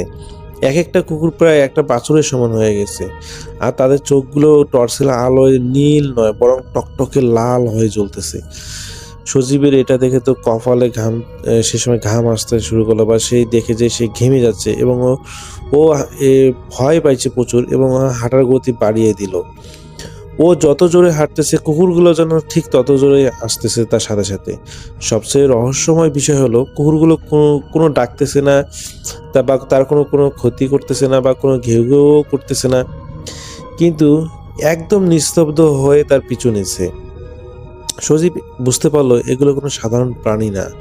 গ্রামের মুরব্বীদের মুখে ও শুনেছে জিনেরা অনেক সময় নাকি কুকুরের রূপ ধরে মানুষদের পিছু নেয়।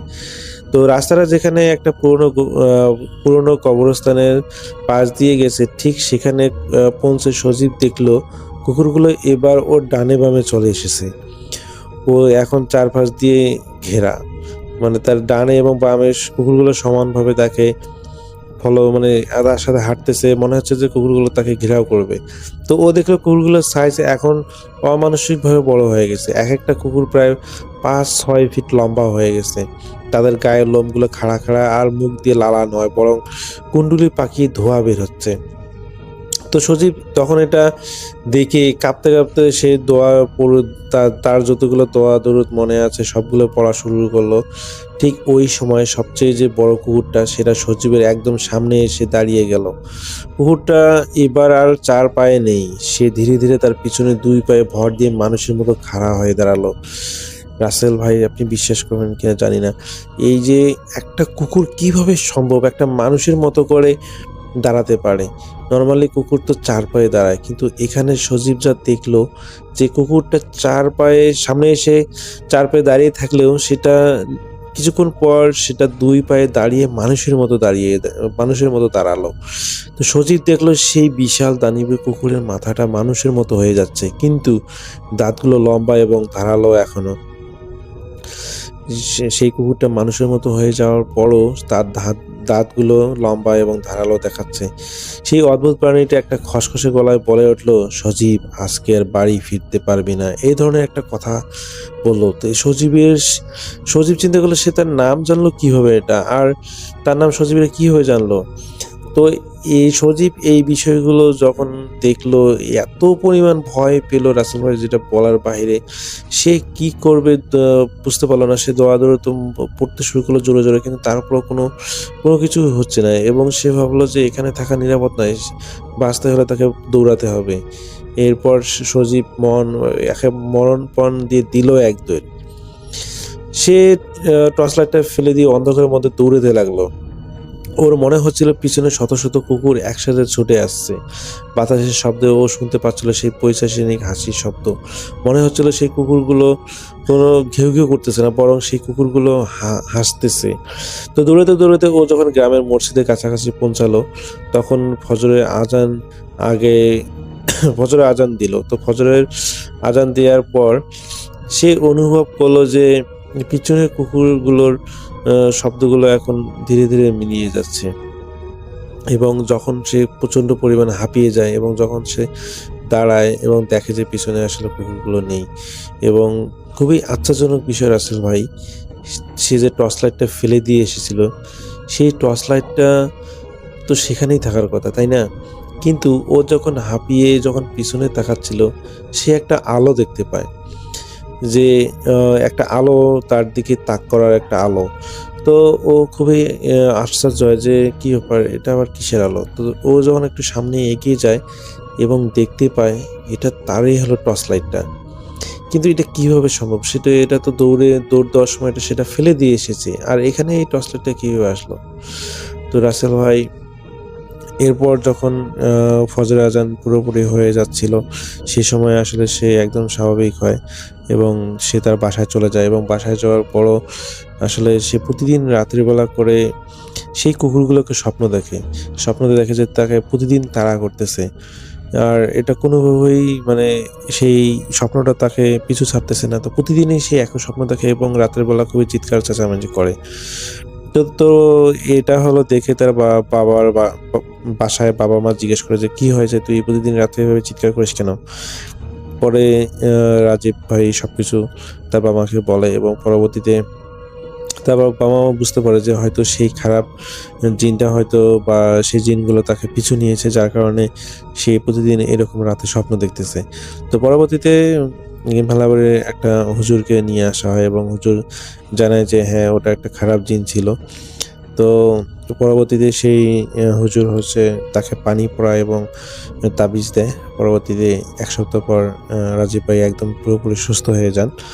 তো এখানে সবথেকে আশ্চর্যজনক বিষয় হলো যে সাধারণত কুকুরগুলো কি হবে এত বড় একটা কুকুর হতে পারে।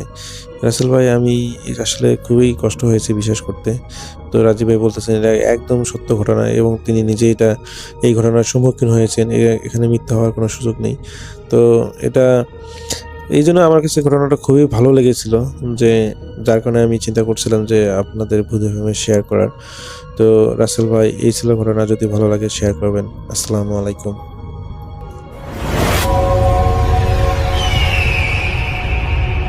আফনান ভাই সেকেন্ড ঘটনার জন্য অনেকে অপেক্ষা করছেন। এখন যে ঘটনাটি প্লে করব সেটি হচ্ছে আফনান ভাইয়ের সাথে, মানে আফনান ভাইয়ের শেয়ার করা একটি ঘটনা।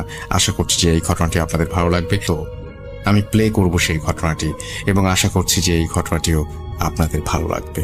চলুন শুনে আসি। এখন যে ঘটনাটি শেয়ার করব, ওনার নাম সুমাইয়া আক্তার নিম্মি। ওনার দেশের বাড়ি মুন্সিগঞ্জের শ্রীনগরে, তবে উনি রয়েছেন ঢাকার দক্ষিণ কেরানীগঞ্জ উপজেলার সুভাড্ডা ইউনিয়নের সুখপাখি গ্রামে। তো চলুন ঘটনায় চলে যাই। এটা ওনার দাদির সাথেই ঘটে যাওয়া ঘটনা, কারণ ওনার দাদি আসলে এই জিন রিলেটেড বিভিন্ন বিষয়ের সাথে ছোটোবেলা থেকেই যুক্ত ছিলেন। উনি খুব আমলওয়ালা একজন মানুষ ছিলেন। ওনার একটা আমলের নাকি বই রয়েছে। এই বইটা 1960 কি 65 সালের দিকে পাওয়া যেত, এখন এটা আর পাওয়া যায় না। এই বইটা নাকি দাদির বাবা তাকে দিয়েছিলেন। এই বই থেকে উনি আমল করতেন, বিভিন্ন জিকির আজগার করতেন। এই বইটা এই নিম্মি আপু অনেক খোঁজাখুঁজি করেছেন। এই ক্যাটাগরির কিছু বই আছে, কিন্তু এই বই উনি পান নাই। ঢাকার বাংলা বাজারে গিয়েছেন, কিন্তু পান নাই। তো যে ঘটনাটি এখন শেয়ার করব, এই ঘটনাটি 1991 কি 92 সালের দিকে ঘটেছিল। তখনও ওনার বাবার বিয়ে হয় নাই, ওনার ছোট ফুপুরও বিয়ে হয় নাই। তখন অবশ্য ওনার বড় ফুপুর বিয়ে হয়েছিল, তার 3টি সন্তান হয়েছিল। 3টি সন্তান হওয়ার পর ওনার ফুপা মারা গিয়েছিল। এই 3টি সন্তানকে নিয়ে ওনার বড় ফুপু ওনার দাদির কাছেই থাকতো। তো ওই সময়ের ঘটনা আর কি। তো এই সময়ে দাদি হঠাৎ করেই অসুস্থ হতে থাকেন। এত অসুস্থ হয়ে পড়েছিলেন যে খাওয়া দাওয়া করতে পারতেন না, মাঝে মাঝে রক্ত বমি হতো, শরীর আস্তে আস্তে ভেঙে পড়ছিল। এরকম সিমটম দেখে সবাই তো চিন্তিত হয়ে পড়েছেন। ওই সময় ওনার বড় চাচা বিবাহিত ছিলেন, যার নাম হচ্ছে আব্দুস সালাম। ওই আব্দুস সালাম চাচা উনি তখন ইসলামপুরে ব্যবসা করতেন। ওনার ইসলামপুরে 3টি দোকান ছিল, উনি ঢাকাতেই থাকতেন। তো উনি যখন দেখলেন যে দাদি অসুস্থ হয়ে পড়েছেন, গ্রামের ডাক্তার দেখে কোনো কাজ হচ্ছিল না, তখন ওনার বড় চাচা মানে সুমাইয়া আক্তার নিম্মিয়াপুর বড় চাচা খবর পাঠালেন যে ওনাকে ঢাকায় নিয়ে আসো, বড় একটা ডাক্তার দেখাই। তো দাদিকে ঢাকায় নিয়ে আসা হয়।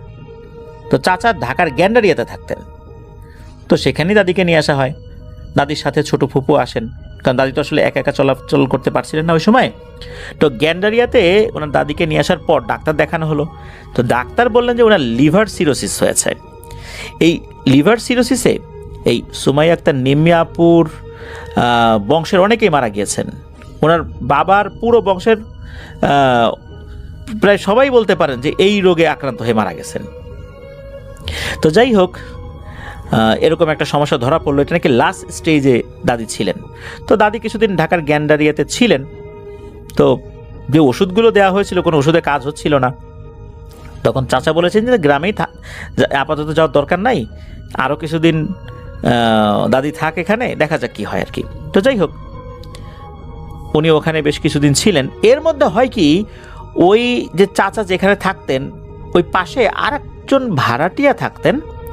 তো ওই আন্টির সাথে, মানে ওই বাড়ির যিনি ভদ্র মহিলা, তার সাথে এই সুমাইয়া আপুর কাকির অনেক ভালো সম্পর্ক ছিল। পাশাপাশি থাকলে অনেক সময় হয় না, এরকম গল্প গুজব করতে করতে, সুখ দুঃখের আলাপ আলোচনা করতে করতে ভালো সম্পর্ক হয়েছে, ওই রকম আর কি। তো উনি বলেছিলেন যে তার বোনের মেয়েকে নাকি কোনো একটা জিন পজেস্ট করে রেখেছে। মাঝে মাঝে নাকি তার ঘাড়ে আসে, অনেক অস্বাভাবিক আচরণ করে, সবসময় ভালো থাকে, বিশেষ করে অমাবস্যা এবং পূর্ণিমা আসলেই নাকি উল্টাপাল্টা কাজ শুরু করে দেয়। ওই মেয়েটাকে নাকি ঘরেই রাখা যায় না। তো তখন উনি শুনেছিলেন, ওই কাকের কাছ থেকে শুনেছিলেন যে এই যে সুমাইয়াপুর দাদি, উনি রুকিয়া জানেন, তার কাছ থেকে কোনো রুকিয়া নেওয়া যায় কি না। আসলে ওনার তো শারীরিক অবস্থা ভালো ছিল না, খুব অসুবিধার মধ্যে ছিলেন।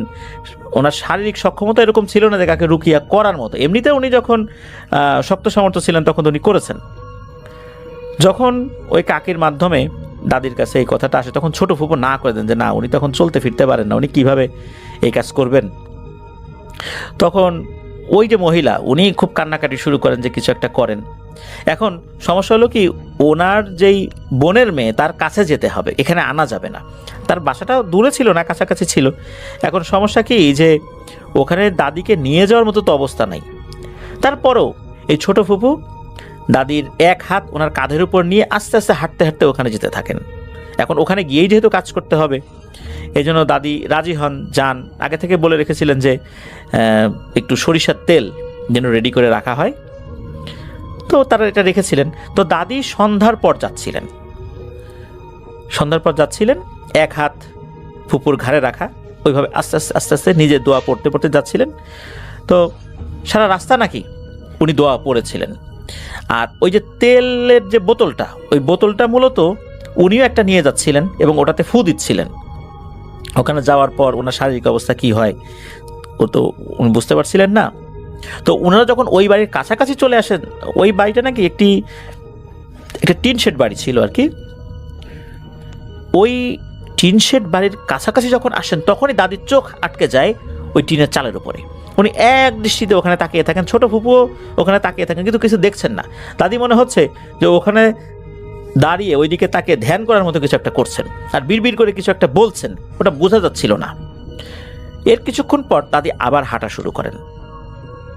আর তখনই ছোট ফুপু বলছেন যে মা, আমার শরীরটা কেমন যেন ভার লাগতেছে, আমি আর চলতে পারতেছি না। তো এরপরে ওই বাড়িতে ওনারা প্রবেশ করেন।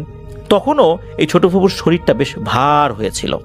তো ওই বাড়িতে প্রবেশের পর ওই মেয়েটার রুমে তাকে নিয়ে যাওয়া হয়। ছোট ফুপু ওই রুমে ঢোকেন, অনেকে সেখানে ছিল, অনেকক্ষণ ধরে দাদি মেয়েটাকে পর্যবেক্ষণ করেন।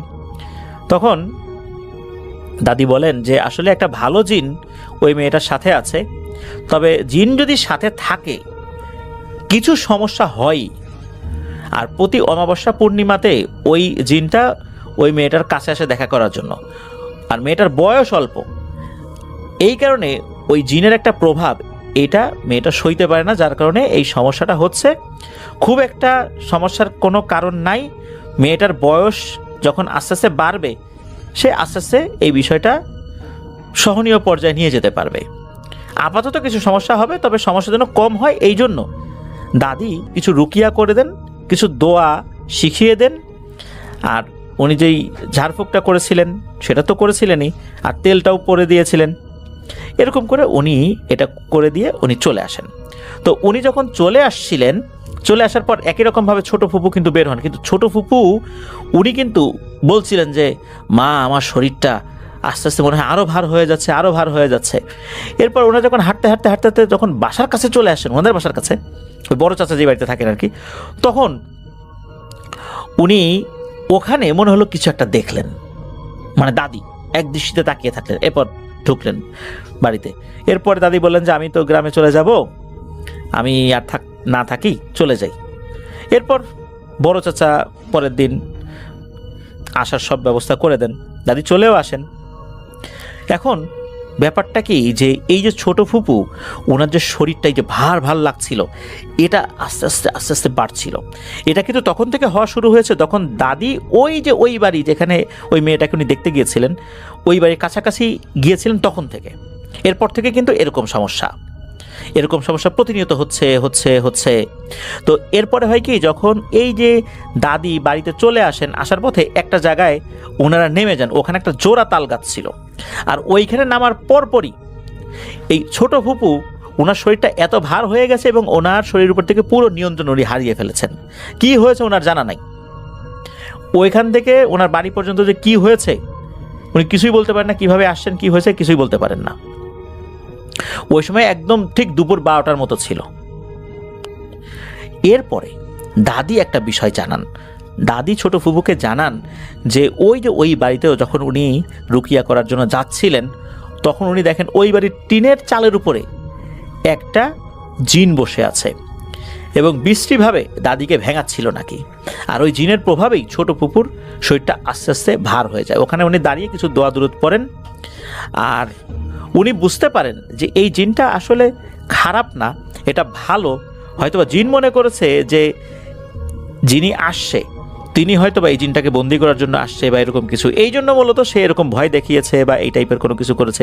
এরপর নাকি ওই জোড়া তাল গাছের ওখানেও এসে সে ভয় দেখানোর চেষ্টা করেছে। বিশেষ করে সে ফুপুর উপরে, মানে ছোট ফুপুর উপরে সে প্রভাব বিস্তার করেছিল।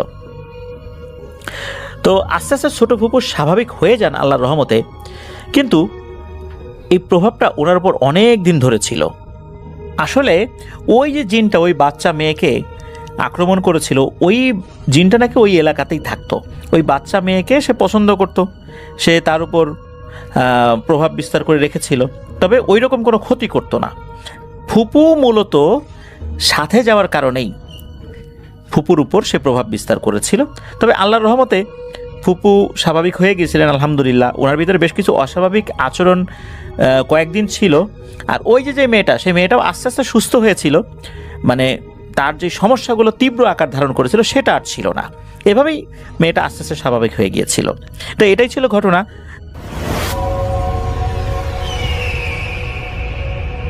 আরও একটা ঘটনায় চলে যাব আমরা, এবং এই ঘটনাটা একটা অডিও ক্লিপ। চলুন শুনে আসি অডিও ক্লিপটি। আশা করছি এই অডিও ক্লিপটিও আপনাদেরকে অনেক অনেক আনন্দ দেবে। চলুন শুনে আসি। শুভেচ্ছা সবাইকে, রহমান, টরন্টো, কানাডা থেকে। আজকের স্টোরিটা এটা হয়েছে মেক্সিকো সিটি, মেক্সিকোতে। আমি তখন আমার ব্যক্তিগত একটা কাজে আমি ওখানে গিয়েছিলাম, সেই মেক্সিকো সিটিতে। এবং এই কাজটার সাথে কিছু অফিসিয়াল কিছু কাজও জড়িত ছিল। তো আমি যখন ওই সিটিতে আমাদেরকে যে হোটেল দেওয়া হয়েছিল সেটা ডাউনটাউনে।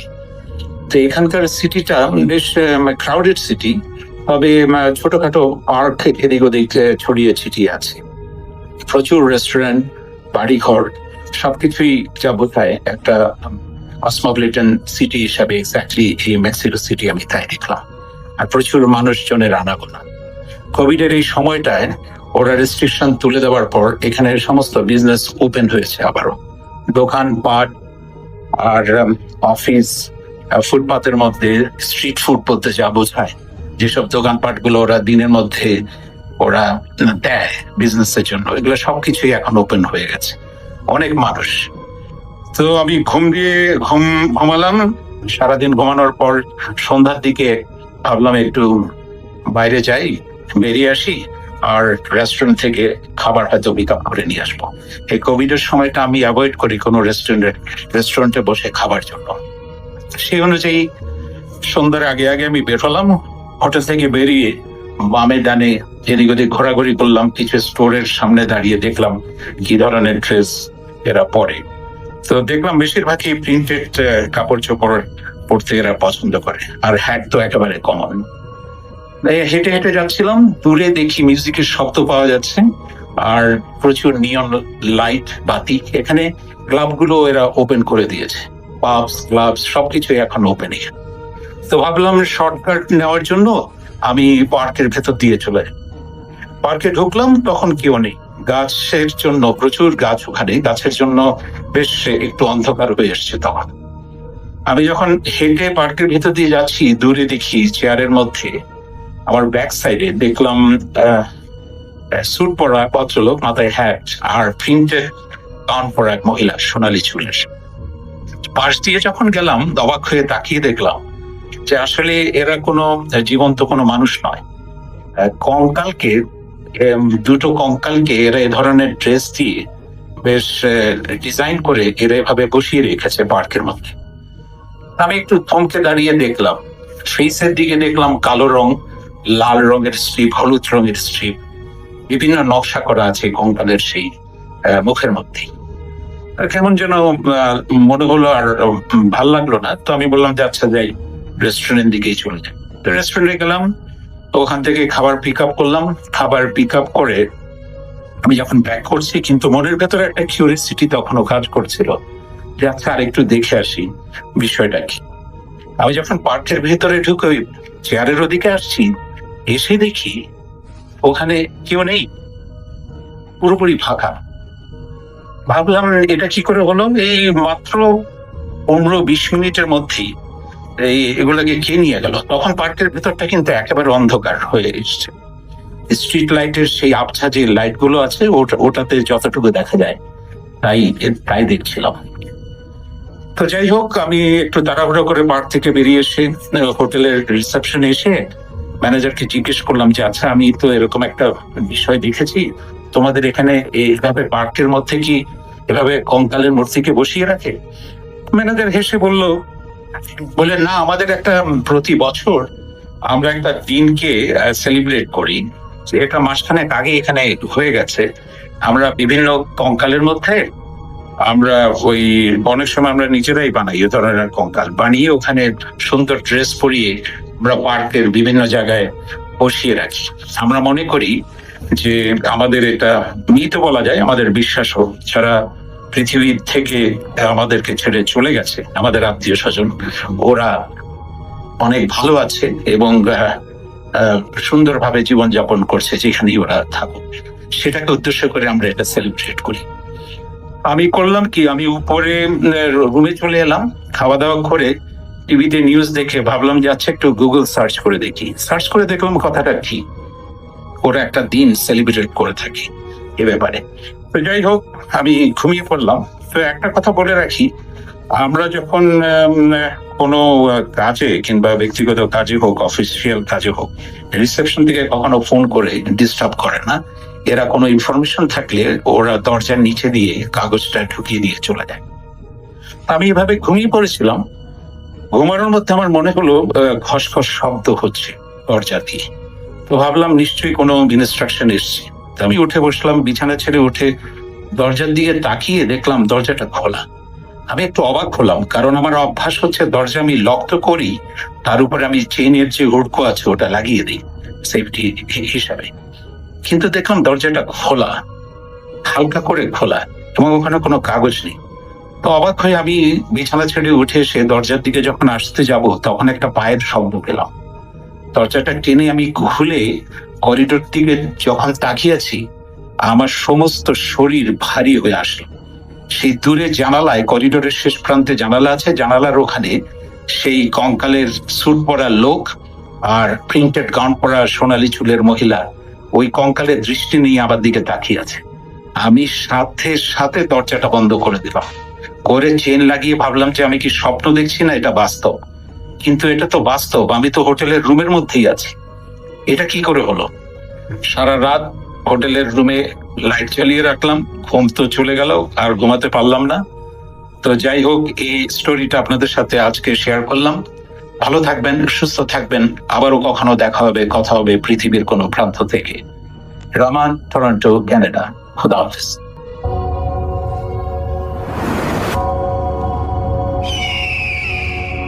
Welcome back. আপনাদের সবাইকে স্বাগত জানাই আমি রাসেল। আশা করছি আপনারা সবাই ভালো আছেন, ভালোর তলে আছেন। আমিও ভালো আছি আর ভালোর তলে আছি। চলে যাব আরও একটি ঘটনায়। যদি ভালো লাগে সাথে থাকবেন। আমি এখন শুরু করব জাহিদ ভাইয়ের একটি ঘটনা, যেখানে আমি বলবো জাহিদ ভাই তার ব্যাপারে কিছু কথা শেয়ার করেছেন। সবার মনোযোগ আকর্ষণ করছি। আশা করছি আপনাদের মনোযোগটি শেষ পর্যন্ত বাধাগ্রস্ত হবে না। শুরু করছি জাহিদ ভাইয়ের ঘটনা। হয়ে যাচ্ছি আমি জাহিদ ভাই। রাত 4টা, পূর্ণিমার পর চাঁদের আকার কমতে থাকে আকাশে, কারণ পৃথিবীর ছায়া পড়ছে সেই জন্য। কুয়াশা, সাথে কনকনে বাতাস, বলতে পারেন মাঘের শীত। সেবার ঢাকায় শীত অনেক আগেই পড়ে গেছিল। করোনা তখন চায়নাকে তছনছ করছিল। মাসখানেক পরেই এই করোনা তার রূপ দেখিয়েছিল আমাদের মতো মানুষদেরকে, যারা কিছুরই পরোয়া করে না। পরোয়া না করাটাই আমাদের স্বভাব, স্বাধীন প্রাণীর স্বাধীন স্বভাব। আমার হাতে বট গাছে একটা বড় পাতা, অচেনা ভাষায় একটা লেখা নাম, একটা সিগনেচার অথবা একটা সই। যত দেখছিলাম আমি বট গাছের পাতাটা, তত জিদ বাড়ছিল। চোখের কোণে এক ফোঁটা পানি এখন আর নেই। মাঝে মাঝে মন চায় জুতার নিচে পিষে ফেলতে সবাইকে। দুনিয়া হারামিতে ভরে গেছে। মাঠের মাঝে বসেছিলাম আমি। আমার বাসার সামনেই বিশাল মাঠ। আসলে কি মানুষের হরেক রকমের গুণ আছে। লোভী, লম্পট, হিংসুক, মিথ্যাবাদী, আলসেমি, চুরি, ধোঁকাবাজি, আর কত কি। কিন্তু একটা বিশেষ গুণ আছে যা ধ্বংস ডেকে আনে, আর কিছুই না। জিদ আর রাগ। আর আমি জাহিদ। কোনো কোনো সময় আমি লোভী, কোনো কোনো সময় আমি হিংসুক, কোনো কোনো সময় আমি। যাক, সামনে যত এগুবে বুঝতে পারবেন। চাঁদের দিকে তাকিয়েছিলাম আমি। চোখের কোণের পানি কোনো সময় শুকিয়ে গেলে বুঝতে পারিনি। কত কিছু দেখেছি এতদিন ধরে, কত কিছু হারিয়েছি, এক এক করে মনে পড়ছিল। ধীরে ধীরে জিদ বাড়ছিল। অনুভব করছিলাম রক্তে অ্যাড্রিনালিন বইছে জ্বরের বেগে। আমার সেন্স করার ক্ষমতা বড় বেড়ে যাচ্ছিল। দূরে, বহু দূরে ঘটতে থাকা যে কোনো মুভমেন্ট আমি মাঠে বসেই টের পাচ্ছিলাম।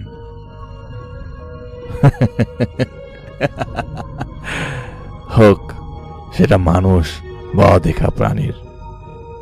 আমি উঠে দাঁড়ালাম। না, এনাফ, অনেক হয়েছে, আর পারি না। কিন্তু মনে হলো আমার মনের কথা তো আল্লাহ জানে। এই সেন্স করার শক্তিটা তো উনি আমাকে দিয়েছেন, তাই না? আকাশের দিকে তাকালাম। অপরাধ বোধ নিয়ে না, বরং আমার মালিককে বলতে চাইলাম আমি কি করতে যাচ্ছি। শত শত কোটি তারা দেখতে পাচ্ছি, কিন্তু তার উপরে থাকা এক আসমানে আল্লাহ আছেন, তাকে আমি দেখতে পাই না। কিন্তু বিশ্বাস করি উনি জানেন আমি কি করতে চাই, কি করতে যাচ্ছি। উনি সেটা পছন্দ করবেন না, তাও আমি সেটা করতে যাচ্ছি। সেটা ভেবে চোখ নিচে নামাই। কিন্তু আমি ঠিক করেছি আমি কি করব। আমাকে জানতে হবে, আমাকে খুঁজে বের করতে হবে, আর এই হাত দিয়ে মেরে ফেলতে হবে। বাস, আর কিচ্ছু জানি না আমি। ফুয়েরগো, হ্যাঁ, আমি ফুয়েরগোকে খুঁজছি। বট পাতায় যে সিগনেচার আছে, যা সই আছে, তার নাম ফুয়েরগো। কাউকে খুঁজে বের করা এত সহজ না, বিশেষ করে জিন। খুঁজে পাওয়া সহজ তো দূরের কথা, সম্ভবই না। কিন্তু আমাকে খুঁজে বের করতে হবে। ভালোভাবেই জানি আমি আমির সাহেব 2 পয়সার হেল্প করবেন আমাকে, কিন্তু এতগুলো বছরের অভিজ্ঞতা তো আছে। আমি জিনকে আনতে পারি, কিন্তু চাইলেই যে কোনো জিন আমার সাথে কথা বলতে পারবে না। জিনিসটা এত সহজ না। মানুষের মধ্যেই আমাকে আনতে হবে। সামনে আসলে তো কথাই বলবে না, আর কথা বলাতে তো মনে করেন কথা বলবে, মারতে হবে। মার, চর মারা হোক বা পেটানো হোক, মারকে মারকে ভয় পায় না সে। সেদিন কোনোভাবে দাঁত চেপে পার করে সন্ধ্যার পর থেকে বের হই আমি লোক খুঁজছিলাম এমন কাউকে যার উপর আগে কোনো না কোনো সময় জিনের আসর বা যেটাই হোক ছিল। আমি সেন্স করতে পারি, আমি বুঝি, আমি জানি এটা কিভাবে হয়। এটাই হলো অভিজ্ঞতা। রাত 11টা, একটা পাবলিক টয়লেটের সামনে দাঁড়িয়েছিলাম, খুঁজছিলাম কাউকে, কিন্তু এমন মানুষ পাওয়া কঠিন। 12টা বাজবে। হেঁটে ফিরছিলাম বাসার দিকে। আমার তীব্র আকর্ষণ বোধ হলো একটা দিক থেকে। পেয়েছি আমি। তাকিয়ে দেখি দোকানের ফুটপাতে কেউ একজন শুয়ে আছে ছেঁড়া কাপড় মুড়ি দিয়ে। আমার কাছে একটা তেল ছিল যেটা লাগিয়ে দিতে হয় মানুষের গায়ে একটু, এরপর সেই তেলে আগুন ধরিয়ে দিতে হয়। এইভাবে কোনো জিন ডাকা একদম একদম নিষেধ। কিন্তু আমি পরোয়া করি না, কিছুর পরোয়া করিনি সেদিন। সেই লোকের পাশে দাঁড়িয়ে কয়েক ফোঁটা তেল ছুঁড়ে মারি লোকটার উপর। এরপর অনেক দূরে হেঁটে যাই। 50 মিটারের মতো দূরে যেয়ে সেই তেলে আমি আগুন লাগিয়ে দিই লাইটার দিয়ে। আমি গুনছিলাম 1, 2, 3, 4। এভাবে 26 গোনার সময় দেখলাম ওই লোকটা উঠে বসছে আর সাথে সাথে মাথা ঢুলে নুয়ে পড়ে। জিন শরীরে আসলে এমনটাই করে আগে। আমি হেঁটে যেতে লাগলাম। আশপাশে কেউ ছিল না, এমনকি একটা কুকুরও না। কিছু বোঝার আগেই আমি পেছন থেকে পিঠ বরাবর একটা বাড়ি মারি রাস্তা থেকে কুড়িয়ে তোলা একটা কাঠ দিয়ে। সেই জিন, মানুষের মধ্যে থাকা জিন, কিছু বোঝার আগেই আমি ওর মুখে দেয়া লেখা কাপড় চেপে ধরে চুল টেনে রাস্তায় ফেলে দিয়ে 2 বারি লাথি মারি। এদিকে লাথি কেউ হামাগুড়ি দিয়ে ভাগার চেষ্টা করলো সেই লোকের মধ্যে থাকা জিনটা। আমি পেছন থেকে কোমরের উপর 1 পা দিয়ে চেপে ধরি। সেই জিন চেঁচাচ্ছিল, কিন্তু মিনমিন কণ্ঠে, মানে নিচু কণ্ঠে। নাম বল। ওর মিনমিন শব্দে কিছুটা বুঝতে না পেরে চুল টেনে ধরি উল্টো দিকে আর কয়েক ফোঁটা তেল ঢেলে দেই ওর উপর। আর মাথাটা সজোরে রাস্তার উপর চেপে ধরি, বলি নাম বল। তখন সে আমাকে তার নাম বলল। বলার পর আমি ওকে পাতা বের করে দেখাই, দেখ এটা দেখ, আর আমাকে বল কে সে। তখন সে চোখ বন্ধ অবস্থায় বলছিল, আমি জানি না। আমি কয়েকবার লাথি মারলাম, এরপরেও সে আমাকে বলতে পারেনি। আমি বুঝতে পারলাম একে দিয়ে কাজ হবে না। আমি ছেড়ে দিলাম। লোকটা ঝুঁকে বসে কাঁদছিল। আসলে লোকটা কাঁদে না, কাঁদছিল জিনটাই। আমি সেখান থেকে সরে আসি। রেল লাইন ধরে হাঁটছিলাম। আমার জানা দরকার ফুয়ের গোকে, আমার তা জানা দরকার। রাত 2টা। রেল লাইন 2টায় যে থাকে সে তো আর ভালো মানুষ না, তাই না? আমি রেল লাইনে অপেক্ষা করছিলাম এমন কারো। রেল লাইনের আশেপাশে পিশাচ থাকে অনেক বেশি সময় লাগেনি। আমার নজরে পড়ল কয়েকটা রেল ব্রিজের বেশ কাছে। আমি জানি কিভাবে কাকে আটকাতে হয়। আমি তালি দিলাম 3 বার। সেই 3 তালি চারপাশে হয়ে ঘুরল। পিশাচগুলো বসে গেল আর নড়তে পারবে না। আমি সেই রাস্তা বন্ধ করে দিচ্ছি, নড়া সম্ভব না। আমি সামনে গেলাম। আমার হাতে ছিল গামছা, মাথায় ওই মুহূর্তে রক্ত চড়া। সাথে সাথে পেছন থেকে এক পিশাচের গলায় গামছা দিয়ে পেঁচিয়ে টান মেরে ধরে ফেললাম। ওকে আমি সুযোগ দিইনি। আমার পায়ের জুতা খুলে মারছিলাম, 1টা 2টা 3টা, কিন্তু আমি শুধু মারছিলাম না, আমি মেরেই ফেলেছিলাম। কখন টের পাইনি। একটা বাড়ি মারার পর আমার ভেতরে মনে হচ্ছে না, আরো জোরে মার, আর বেশি যন্ত্রণা দে। আমি জুতা ফেলে দিয়ে 1 হাত দিয়ে চেপে ধরে অন্য হাত দিয়ে শুধুই মেরেছি। একটা ঘুষিতে থেতলে যাচ্ছিল পিশাচটার চেহারা। যেই সময় আমি থেমেছিলাম, ক্লান্ত হয়ে যাওয়া ততক্ষণে পিশাচের মতো ছিল না। মাংস থেতলে গেলে যেমন হয় ল্যাবরা থ্যাবরা সেরকম। আমি উঠে দাঁড়ালাম। আমি অন্য পিশাচগুলাকে দেখে হাসলাম। বাম হাত দিয়ে মরে যাওয়া পিশাচটার দিকে ইশারা দিলাম। ওদেরকে বললাম, একটাও বাঁচবি না জানে, আমার কথার উত্তর দে। এরপর আমি পাতাটা বের করে দিই। বললাম, দেখ আর আমাকে বল এটা কে। একটা পিশাচ, নির্বোধ কিন্তু ভয়ে আড়ষ্ট, পাতাটা মুখে তুলে নিয়ে পানিতে নেমে গেল। আমি অন্য পিশাচগুলোকে বললাম, 2 মিনিট তাড়াতাড়ি জানা, নাইলে আমি কেটে ভাসায় দিব তোদের তুরাগের মধ্যে। যে তুরাগের মাছ খাইছস ওই তুরাগেই পচবি মইরা মইরা। ওরা ভয়ে একটা শব্দ করেনি, একটাও না। 1 মিনিটও লাগেনি। যে পিশাচটা পানিতে নেমেছিল সেই পিশাচটা উঠে এলো মুখে পাতাটা নিয়ে। কুকুরের মতো বাধ্য পশুর মতো আমার পায়ের কাছে এসে পাতাটা নামিয়ে দিল। আমাকে ইশারা করে দেখালো। প্রথমে ইশারা দিয়ে দেখালো সামনের দিকে যেতে হবে 600 কদম। এরপর ইশারা দিল তাল গাছের, আর বলল, তাল গাছে যে আছে সে বলতে পারবে। আমি পাতাটা তুলে নিলাম, একটা লাথি মারলাম ওই পিশাচটাকে, আর মরে পড়ে থাকা পিশাচটার দিকে ইশারা দিয়ে বললাম, যা তোর আগে ফেলে দিয়ায় 600 কদম সামনে। সোজা তাকালাম, তাল গাছ হবে না, সেটা হবে বড় মেহগনি গাছ, বিশাল, আঘাত দেখা যাচ্ছে অন্ধকারে। হাঁটতে লাগলাম। যত সামনে যাচ্ছি তত বুঝতে পারছি কার কথাই পিশাচগুলো আমাকে বলেছে।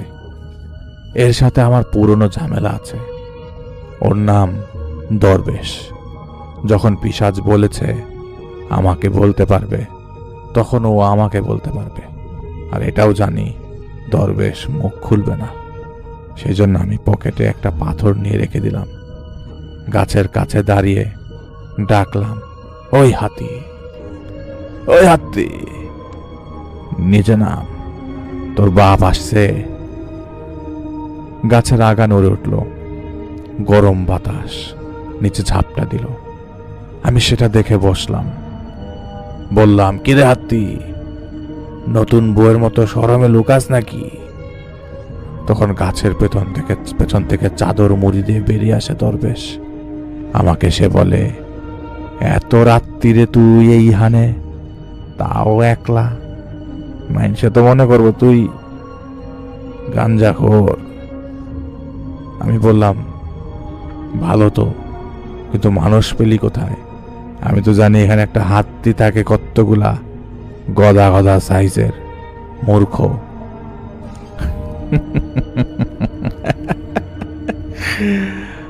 আচ্ছা, আইসত কি লেগে খাও?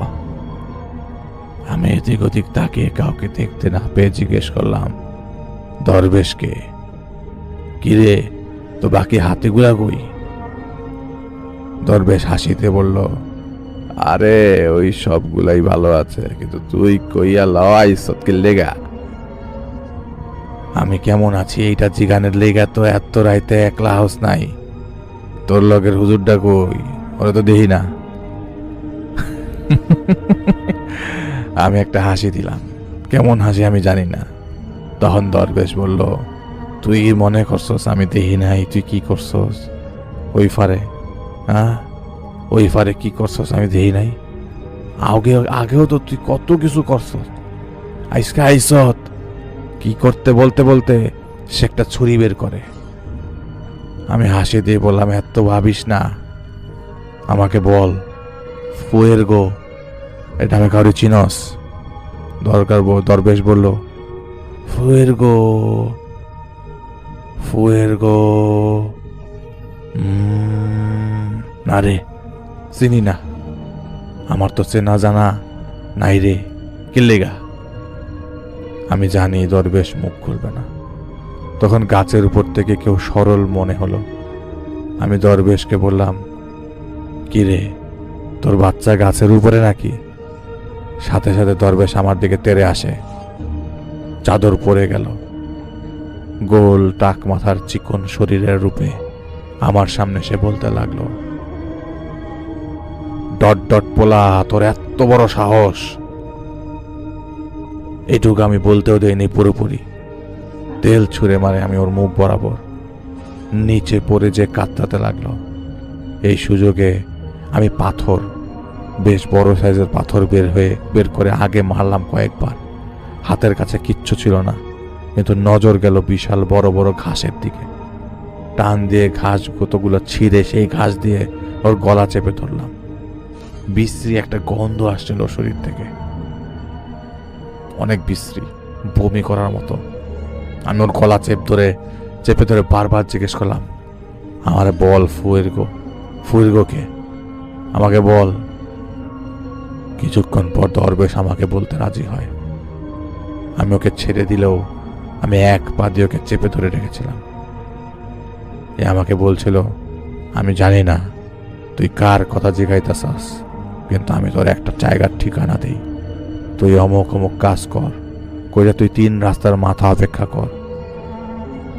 কুত্তা টানা গাড়ি আইব একটা, তুই ওরে জিগা, ওরে ওই কইতে পারবো, আমারে ছাড় তুই।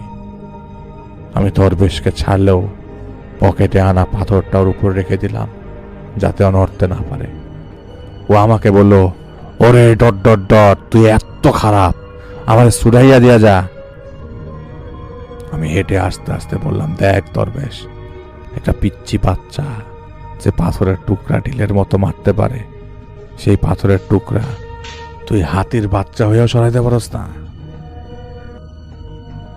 ও আমাকে গালি দিয়ে যাচ্ছিল অনেক ... কিন্তু আমি জানি এখানে বেশিক্ষণ থাকা ঠিক না। আমির সাহেব বাসায় আমাকে না পেয়ে 100% আমাকে খুঁজবে, তাকে কিছু বুঝতে তো দিতে পারবো না আমি। কিন্তু দরবেশ আমাকে যে ঠিকানা আর যেই কাজ করতে বলেছে, এটাই এখন লাস্ট অপশন। কুকুর টানা গাড়িতে সওয়ার হয়। আমার জানা মতে খারাপ জিনদের সর্দাররা বা সর্দারের চামচাকেও এরকম করে। কিন্তু আসল ব্যাপার হলো, এখানে আমাকে ওই কাজ করতে হবে যাতে সেই কুকুর টানা গাড়ি যেন আসে আমার সামনে। সেদিন আমি ভোরে বাসায় গেলাম। আমির সাহেবকে ধাপ্পাবাজি বেশিক্ষণ দেওয়া যাবে না। সেই রাতের পর দিনের বেলা আমি সেই কাজগুলো করি যা আমাকে দরবেশ করতে বলেছিল, আর দুপুরে রওনা দিয়ে বিকেলে পৌঁছাই। অপরিচিত জায়গায় তো বেশিক্ষণ বসে থাকা যায় না, তাই এদিক ওদিক ঘুরে আমি সময় নষ্ট করছিলাম। সময় হয়ে আসলো। 3 রাস্তার মোড়ে যেতে হলে মূল সড়ক থেকে বামে 4 হাত চওড়া রাস্তা ছিল, যা রাস্তা থেকে বা সড়ক থেকে অনেক নিচু নেমে গেছে বাম দিকে। বনের মধ্যে রাস্তা, সাইকেল হয়তো চলে বা মানুষজন, কিন্তু গাড়ি চলে না। চারপাশে সুপারি গাছ এবং জঙ্গল। 3 রাস্তার মোড়েই সুবিশাল তাল গাছ। আমার কাছে থাকা একটা বস্তু আমি সেই রাস্তার মাঝে রেখে দিই। এবার সরে এসে অপেক্ষা করতে থাকি। দূর থেকে উ টাইপের ডাক আসছে। কিছুক্ষণ পর আমার 6th সেন্স আমি টের পাই কেউ আসছে।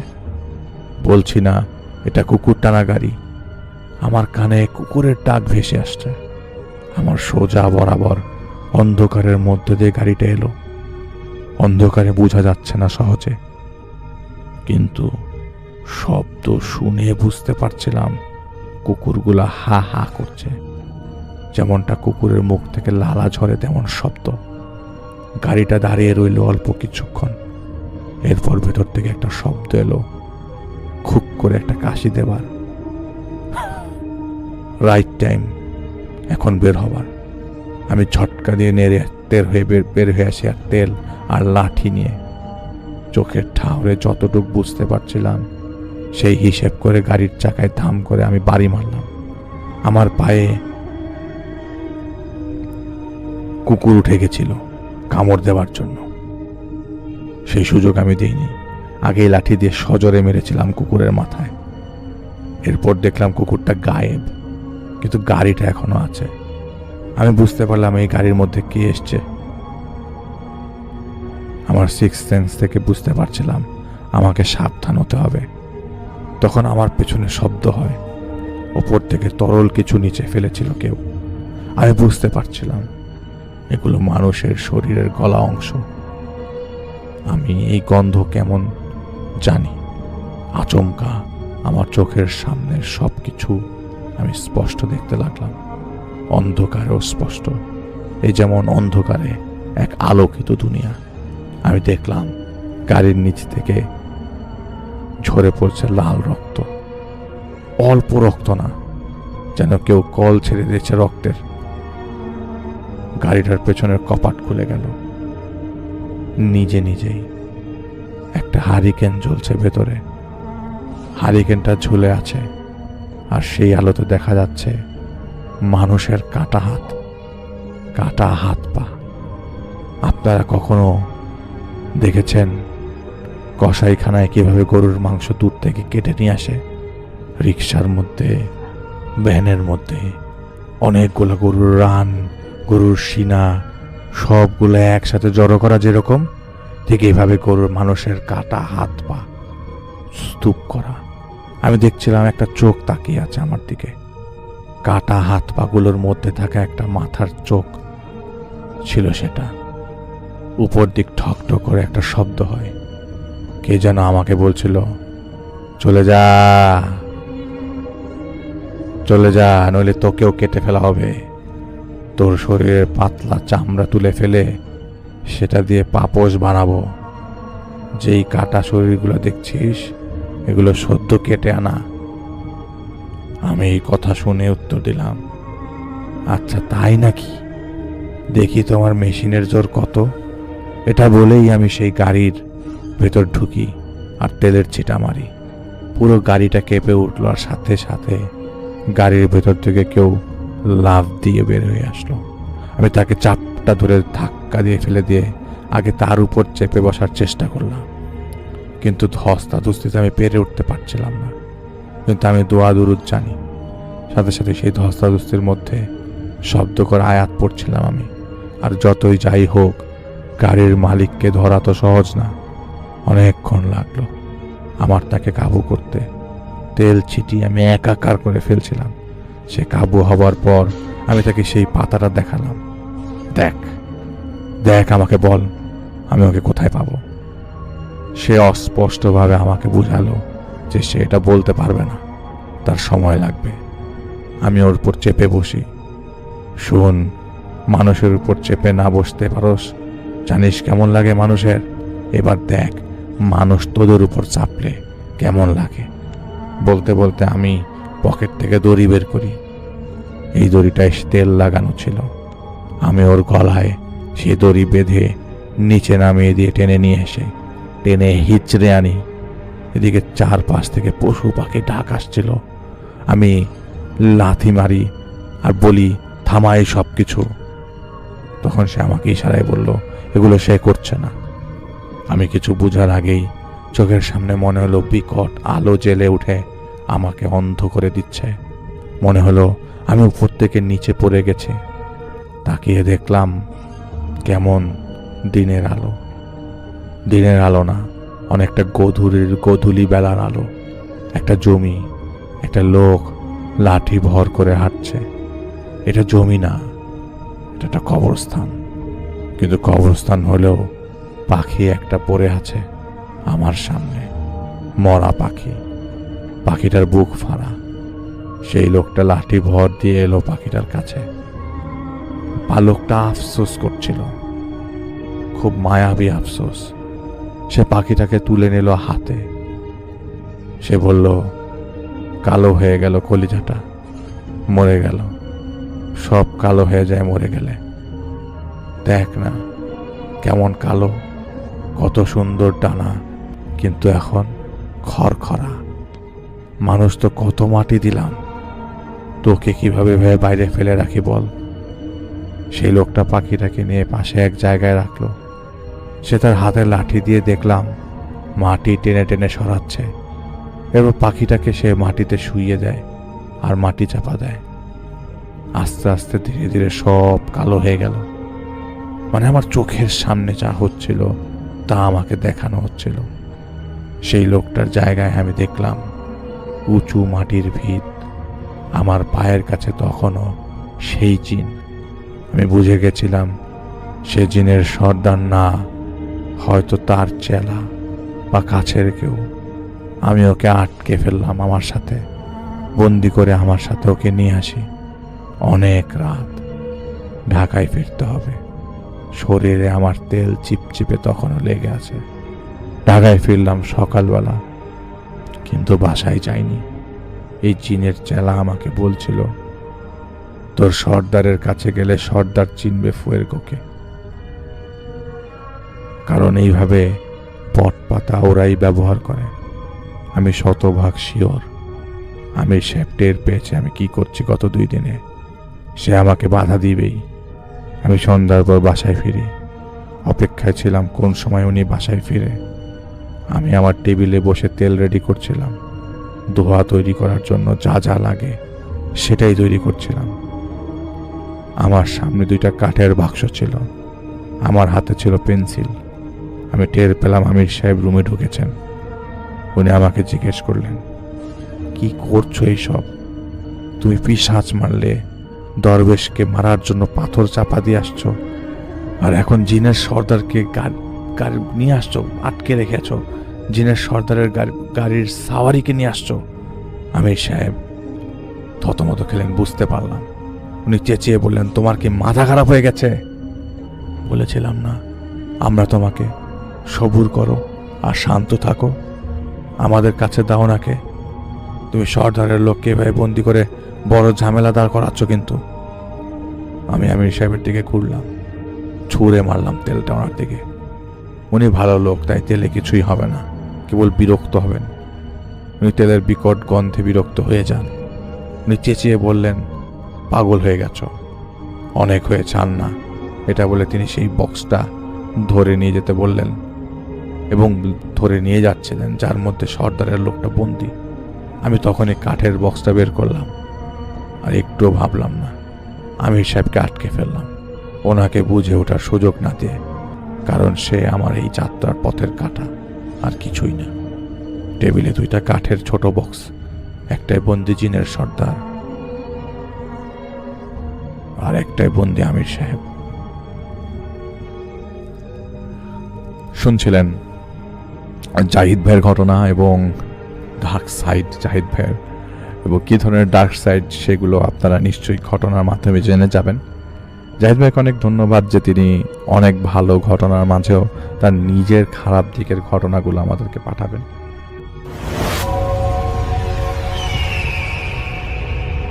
হ্যালো লিসেনার্স, আশা করি ঘটনাগুলো আপনাদের ভালো লেগেছে। আমি চেষ্টা করেছি বাছাই করে ঘটনাগুলো আপনাদের মাঝে শেয়ার করার। আমি প্রতিদিনই ঘটনাগুলো বাছাই করে আপনাদের মাঝে একটি করে এপিসোড শেয়ার করার চেষ্টা করি। যদি আমার ঘটনাগুলো একটু ভালো লাগে তাহলে অবশ্যই এই চ্যানেলটি সাবস্ক্রাইব করবেন। আর আপনারা কোথা থেকে এই ঘটনাগুলো শুনতেছেন, যদি আপনাদের ঠিকানাগুলো জানান তাহলে আমি অনেক কৃতজ্ঞ হব। তাহলে আমি বুঝতে পারবো যে আপনারা কোথা থেকে শুনতেছেন। এছাড়াও আপনাদের মাঝে যদি কোনো ঘটনা থেকে থাকে তাহলে অবশ্যই আমাদের ইমেলে দেওয়া ঠিকানায় ঘটনাটা পাঠাবেন। তাহলে নেক্সট এপিসোডে আপনার সেই ঘটনাটা আমরা রাসেল ভাইয়ের মাধ্যমে অথবা আমরা নিজেরা পড়ে শোনাবো। তো ভালো থাকবেন, সুস্থ থাকবেন, এই প্রত্যাশায় আজকের মতো বিদায় নিচ্ছি। আল্লাহ হাফেজ।